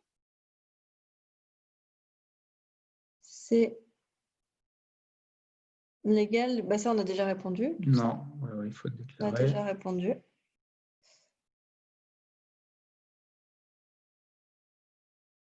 Super Zoom, merci Greg. Il y avait une question. Quand vous dites vente directe, c'est voilà, avoir un stock à la maison. Non, pas forcément vente directe, c'est vendre un produit directement. Par exemple, vendre un produit comme quand vous allez au marché, vous avez des gens qui vendent des fruits et légumes. Oui. Ça, c'est de la vente directe. Après, indirectement, du coup, ça veut dire que C'est qu'il y a du stock. Oui, oui.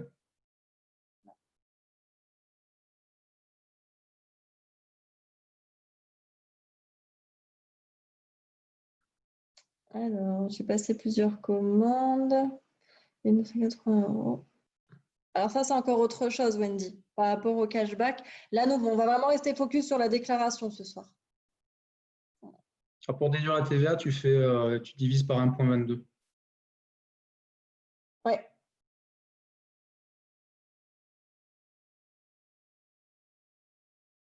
Ah, il n'y a pas eu la fin du message, du coup, on n'a pas vu. Si une personne touche le RSA, est-ce que... Ah ouais. Bah, du coup, on ne peut pas t'aider. Demandez-vous, Greg. Alors, à savoir pour ceux qui touchent l'ASS, si vous mettez en micro, vous toucherez l'ASS pendant 1 an. Mais si vous voyez que votre micro n'est pas rentable... Ah ouais, d'accord, ok.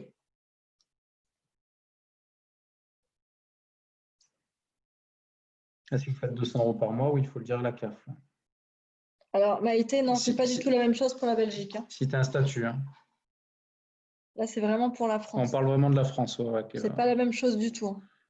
Vous n'emmêliez pas les pinceaux. Voilà, donc là, je vais bien répondre à Wendy. Alors, donc ça, on a déjà répondu à Maxime.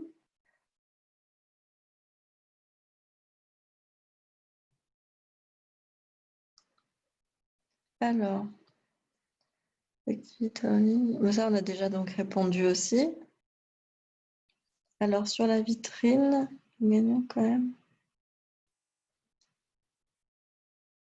Donc, hop. Concernant les marchés. Non, voilà. Donc, Karen, elle a bien répondu par rapport au marché. Donc, ça, c'est OK.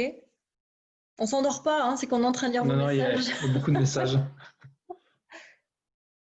On peut exposer sur les lieux publics. Exactement. Voilà, Ludivine, elle a raison. On peut exposer sur les lieux publics en AE, hein, mais ne pas vendre en direct. On peut faire des prises de contact, mais pas de vente.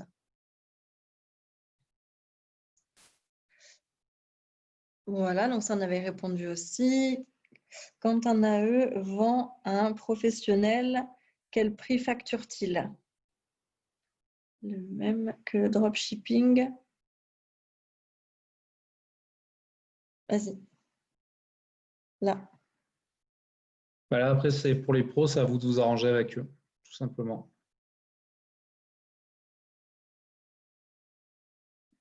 Normalement, les pros, vous revendez exactement le prix catalogue, que ce soit des pros ou des particuliers, parce que ça peut être par exemple un CE qui veut faire des cadeaux pour leurs salariés. Vous allez tout simplement revendre les produits. Après, comme à des particuliers, s'il y a beaucoup de produits, vous pouvez faire un geste commercial, des choses comme ça, des arrangements. Après, ça, c'est vous qui gérez de votre côté. Du moment que c'est privé, vous pouvez le faire.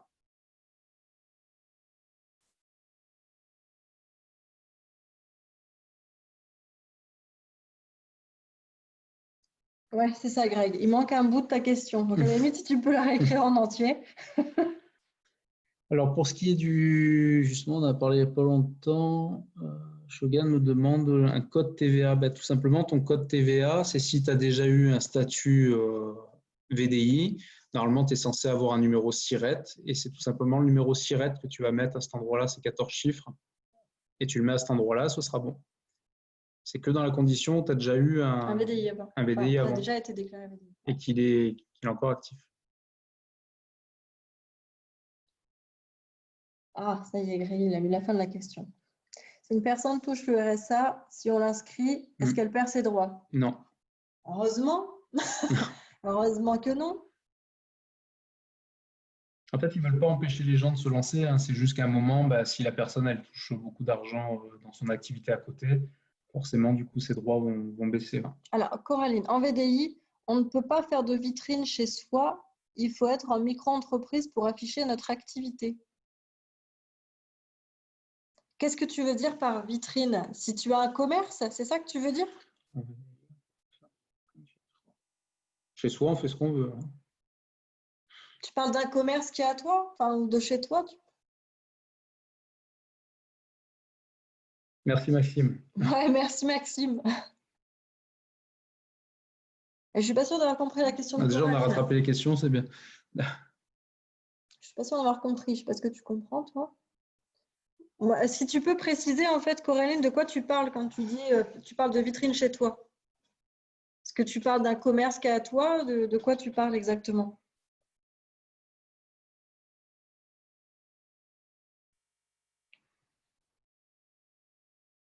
Non, les produits, vous ne pouvez pas les vendre, par contre, plus cher que ce qu'ils sont. Hein. Merci, Karen. Merci. J'avoue que ce n'est pas un sujet des plus simples, mais on l'a bien travaillé cet après-midi. Hein. C'est ça. On a bien pris nos cours. Je vais attendre voir si Coraline nous met plus de détails par rapport à la question qu'elle a posée tout à l'heure. Vous feriez de bons profs. Alors, je ne sais pas si on aurait la patience d'être prof, mais merci. Non, mais c'est tellement plaisant d'être ensemble le soir et tout comme ça que, bon, honnêtement, ça va tout seul. Et puis, j'avoue que la déclaration, c'est un sujet qui est quand même un petit peu compliqué. C'est délicat. Donc, moi, j'aime autant l'expliquer comme ça à travers un Zoom, c'est beaucoup plus simple. Au moins, vous nous posez les questions en direct. Je trouve qu'avec un support visuel, c'est quand même beaucoup plus parlant, c'est beaucoup plus simple.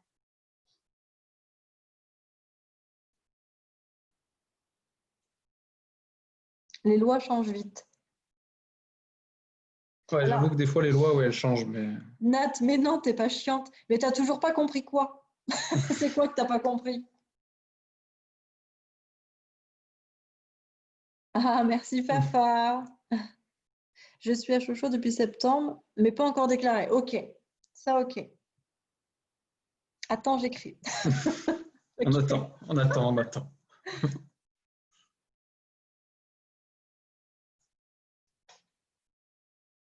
On patiente.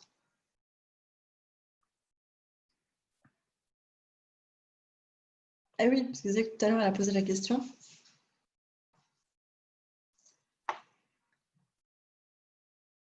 Alors, si je déclare demain VDI ou AE, on s'en fout. C'est-à-dire, je reprends pour déclaration depuis septembre. Ouais, en fait, tu as la bourse sur ce que tu veux déclarer. Ouais. Donc, tout simplement… J'ai perdu rétroactif. Hein. Ouais, mais je ne sais pas si avec le VDI, ça sera faisable. La micro, ça peut être faisable. Le statut micro-entrepreneur, tu peux faire en rétroactif et refaire tes déclarations depuis septembre. Ça, c'est sûr. En VDI, je pense qu'il faudrait voir avec Fisca Group directement. Ça dépend si tu veux faire… Normalement, à partir du moment où vous faites la déclaration, c'est un mois après. Après, si ça a débordé et que vous essayez de vous remettre dans les clous, ils ne vont pas vous taper sur les doigts. Non, surtout que là, Fisca Group, c'est tout nouveau. Donc, je pense qu'ils vont être tolérants là-dessus. Voilà, par contre, Fisca, je ne sais pas. Ça sera actif par rapport au moment où ils l'ont lancé, par contre. Vu qu'en septembre, il n'y avait pas encore Fisca, je ne sais pas si ça va… Pour la micro, ça marchera. Pour Fisca, je ne suis pas sûr. Après, Nat, pour t'aider un petit peu par rapport à ton cas, la question à se poser, c'est est-ce que tu veux un complément ou est-ce que tu veux un améthyste? La question, elle est aussi simple que ça.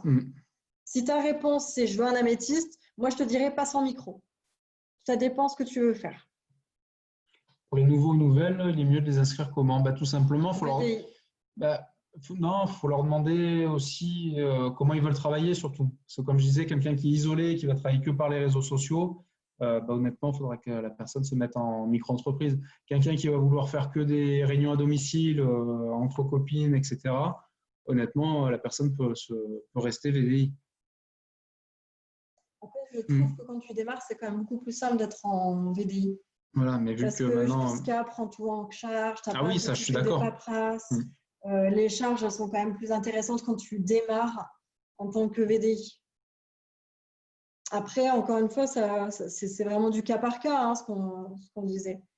Mais moi, j'ai tendance, dans les grandes lignes, pour faire simple, à dire, voilà, tu démarres VDI, tu veux faire carrière, tu sais que tu vas évoluer rapidement, tu veux faire du terrain et faire de la vente directe, fais-toi en micro-entreprise. C'est aussi simple que ça. Hein. Alors, pour répondre à Galaxy, si je pense VDI, tu voulais mettre…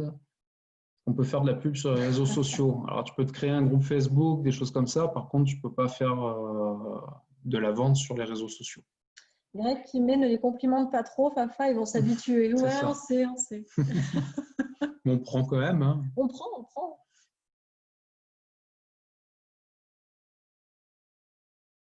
Alors, dernière petite question. Je viens me mettre en micro-entreprise, mais je travaille également en Suisse. Cela risque rien.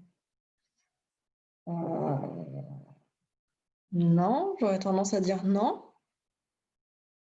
Non, je pense pas que ça. Si tu travailles en Suisse, mais que tu es résident en France, du coup, ça sera une activité française. Ah oui, c'est français.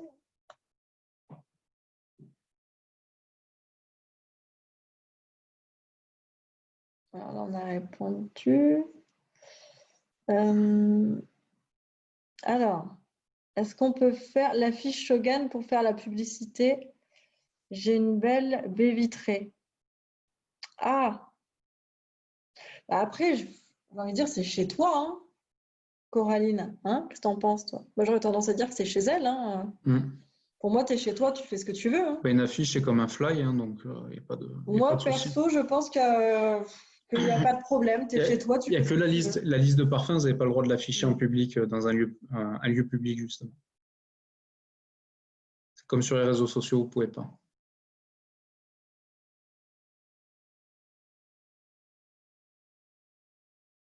Donc, je dois prévoir pour être bien un jour. Ah bah oui, natif, là, il faut que tu prévois la déclaration.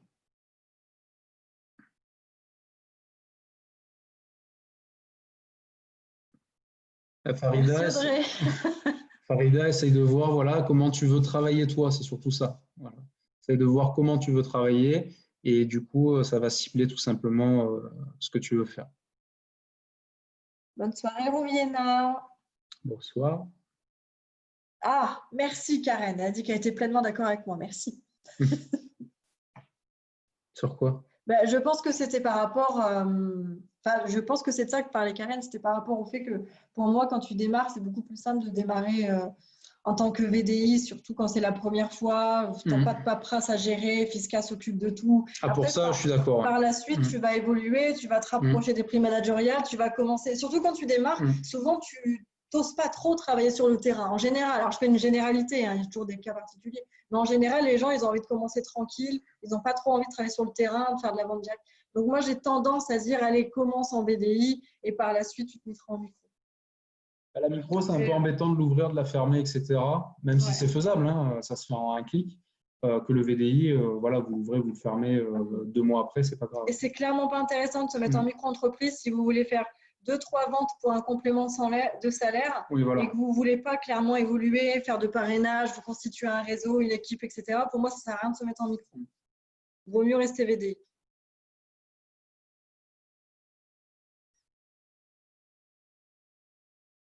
Ah, voilà. Ok, donc j'avais raison, Karen, sur comment choisir entre VDI et LE. Alors après, tu as des particularités. Moi, je sais que par exemple, quand j'ai démarré Shogun, j'étais en activité libérale. Donc, en activité libérale, tu ne peux pas te mettre en micro-entreprise. Ce n'est pas compatible, tu n'as pas le droit. Donc, du coup, j'ai dû rester VDI, j'ai dû résilier mon activité libérale et seulement après me déclarer en micro-entreprise. Donc, après, tu as des cas particuliers comme ça où, bon, du coup, tu n'as pas le choix. Moi, je n'avais pas le choix que d'être VDI, du coup. Alors, de toute façon, en même temps, chez Shogun, il n'y avait que ça. Voilà, super. Karen, c'est un cas particulier. Donc voilà, ça dépend après. Est-ce qu'on peut distribuer des flyers en VDI? Oui. Alors, Greg, j'ai pas eu le choix en janvier quand j'ai commencé, il n'y avait que micro. Eh oui, à l'époque, on faisait que micro. Hein. Et finalement, tant mieux. Eh oui, parce que vu là où tu es, dans tous les cas, micro, c'est ce qu'il te fallait. Fonctionnaire et micro, c'est possible. Alors, c'est possible à partir du moment où ça dépend de ce que tu fais, ça dépend de ta hiérarchie et normalement, c'est faisable si tu es à 70%. C'est sûr que c'est faisable à partir du moment où tu es à 70% de ton activité. Parce qu'un fonctionnaire, en fait, doit être en pleine capacité de son activité, dans son activité pour pouvoir la faire le mieux possible. Donc, ils interdisent, entre guillemets, même s'ils ont assoupli un peu, aux gens de faire une activité complémentaire à côté. Après, il y a des métiers qui sont un petit peu plus gênants que d'autres. Voilà. Un gendarme, ça va être un petit peu plus compliqué. Voilà. Que quelqu'un qui travaille dans des bureaux, bon, ça va être peut-être moins gênant. Quoique pour des personnes qui travaillent justement à l'URSSAF ou à la sécurité sociale, je sais qu'ils sont un peu plus drastiques. Mais pareil, ça dépend vraiment des régions. Merci Sarah. Bonne soirée à toi aussi. Bonsoir. Alors, Coraline, en micro, on peut faire les salons ou les foires. Alors, est-ce que tu exposes? Alors, des salons, si c'est des salons privés, oui. Si c'est des foires publiques, non. Ah oui, les foires publiques, non. Et après, ça dépend ce que tu veux y faire. C'est ça. Juste présenter les produits et faire des contacts clients, oui. Vendre en direct comme ça sur les foires, non. Dans l'idée, ce qu'il faut faire, c'est que vous faites une expo, vous prenez des contacts clients et à la fin de la foire, dès que vous repassez dans le privé, on va dire, vous pouvez les recontacter, leur livrer à domicile ou vous refixer un rendez-vous privé. Ça revient un petit peu au même. C'est juste que du coup, logiquement, il faut le faire comme ça. Alors, Chanel, effectivement, soit quand tu es fonctionnaire, tu dois être à 70% ou avoir une autorisation signée de ta hiérarchie. En fait, ouais, que ce soit VDI ou micro-entrepreneur, c'est une activité complémentaire. Ouais, c'est pas forcément autorisé. Donc, c'est sous certaines conditions. C'est vrai que le fonctionnaire, c'est un petit peu plus compliqué. Alors, et VDI, c'est Fisca qui fait tout ce que… Voilà, exactement. C'est ça. Tu regarderas, de toute façon, je mettrai les slides sur Shogun 2.0, tu reprendras depuis le début, tu verras, on a tout expliqué et en fait, c'est Fisca qui gère tout.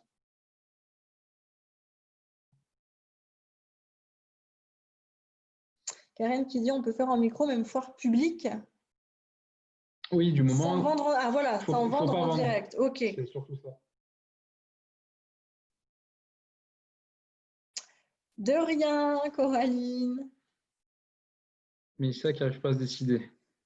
Bah alors là, ma belle, ça dépend de plein de choses. Ça dépend de tes ambitions, depuis combien de temps tu es là, où tu en es aujourd'hui, quelle est ta situation professionnelle. Ça dépend de tout ça. J'essaie justement de demander à… Peut-être que tu devrais te renseigner auprès de ta marraine, Mélissa. Je pense que tu devrais en parler avec elle en privé et puis lui demander un petit peu son avis. Elle te connaît mieux que nous, donc par rapport à ta situation, elle pourra mieux te guider aussi. Alors, en VDI, on cotise pour la retraite. En fiscal, ils vont déclarer tout simplement votre achat-vente parce que vous allez dire honnêtement ce que vous avez fait. Ah, t'es où, toi? J'en étais là. VDI, on cotise pour la retraite. Je croyais que alors, j'ai vu un truc comme quoi on ne cotisait pas la retraite, mais normalement, on cotise pour la retraite. C'est une bonne question, justement. Je n'arrive pas parce qu'il y a tous les discours là-dessus. Alors, moi, il me semblait que non. Il me semblait que non. Je vais répondre, j'aime pas savoir. Marc, il est en train de regarder pour te confirmer. Moi, j'aurais tendance à te dire que non. Après, on ne va pas dire de bêtises, on va vérifier quand même.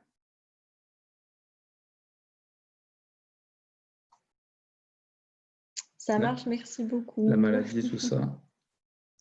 Alors, on va regarder si on a des informations sur Internet, on vous le dit en direct, sinon on vous répondra demain en même temps qu'on mettra les slides. Si, ouais, parce qu'elle l'avait dit à l'époque.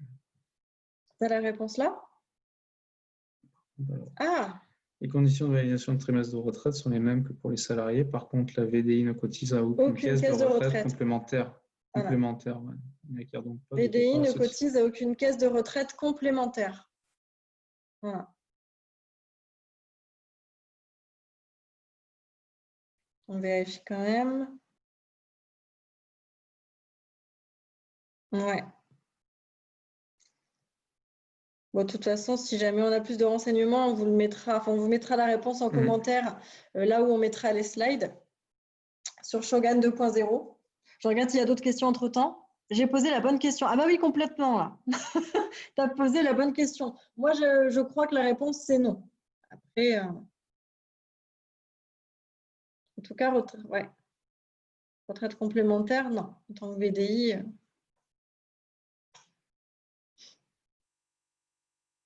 Bon, dans tous les cas, on vous mettra la réponse. Est-ce qu'il y a des personnes qui ont encore des questions par rapport au Zoom de ce soir, par rapport aux déclarations? C'est le moment, hein? Oui, en fait, tu as exactement la même couverture sociale qu'un salarié quand tu es déclaré en VDI, ça c'est OK. Ça, c'est sûr. Après, la caisse retraite, c'est encore autre chose. Vous avez les 112 jours de congé maternité, retraite, les arrêts maladie, enfin, exactement pareil. Cotisation sociale, ça c'est OK. Si demain vous êtes VDI, que vous avez cotisé assez et que demain vous faites mal, par exemple, vous ne pouvez pas travailler, vous avez des indemnités comme un salarié au bout de 3 jours.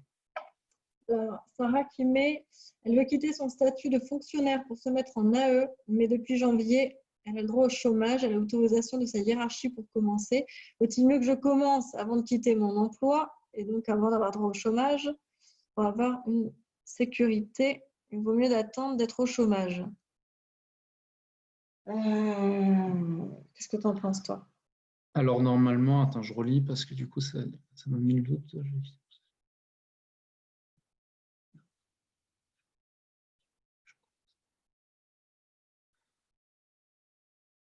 Tout dépend si tu as déjà signé ta rupture justement par rapport à ton activité. Si tu n'as rien signé encore, ce que je te conseille, c'est tout simplement de créer ton statut de micro-entreprise parce que du coup, tu vas pouvoir cumuler ton chômage à 100%.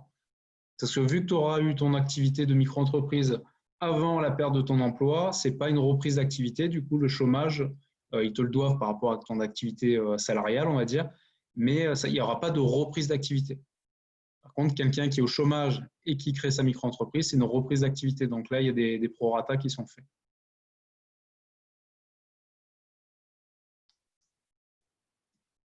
Bon, ben voilà. Donc, essaye de voir ça. Ouais. Je pense qu'on a répondu à toutes vos questions pour ce soir. Je rentre dans le cadre de l'activité conservée. Ça rentre dans le cadre de l'activité conservée. Voilà. Pas de souci. Bon, les amis, ce qu'on va faire, c'est qu'on va vous mettre de toute façon les slides sur Shogun. Comme ça, au moins, vous pouvez les regarder, les revisionner. Ceux qui souhaiteront pourront regarder en replay. J'ai enregistré, donc c'est OK. Randy va s'occuper de le mettre sur Shogun 2.0, donc il n'y a pas de souci. Moi, je vais m'occuper de vous mettre les slides. Donc ça, c'est OK pour tout le monde. Hop, on va vous souhaiter OK.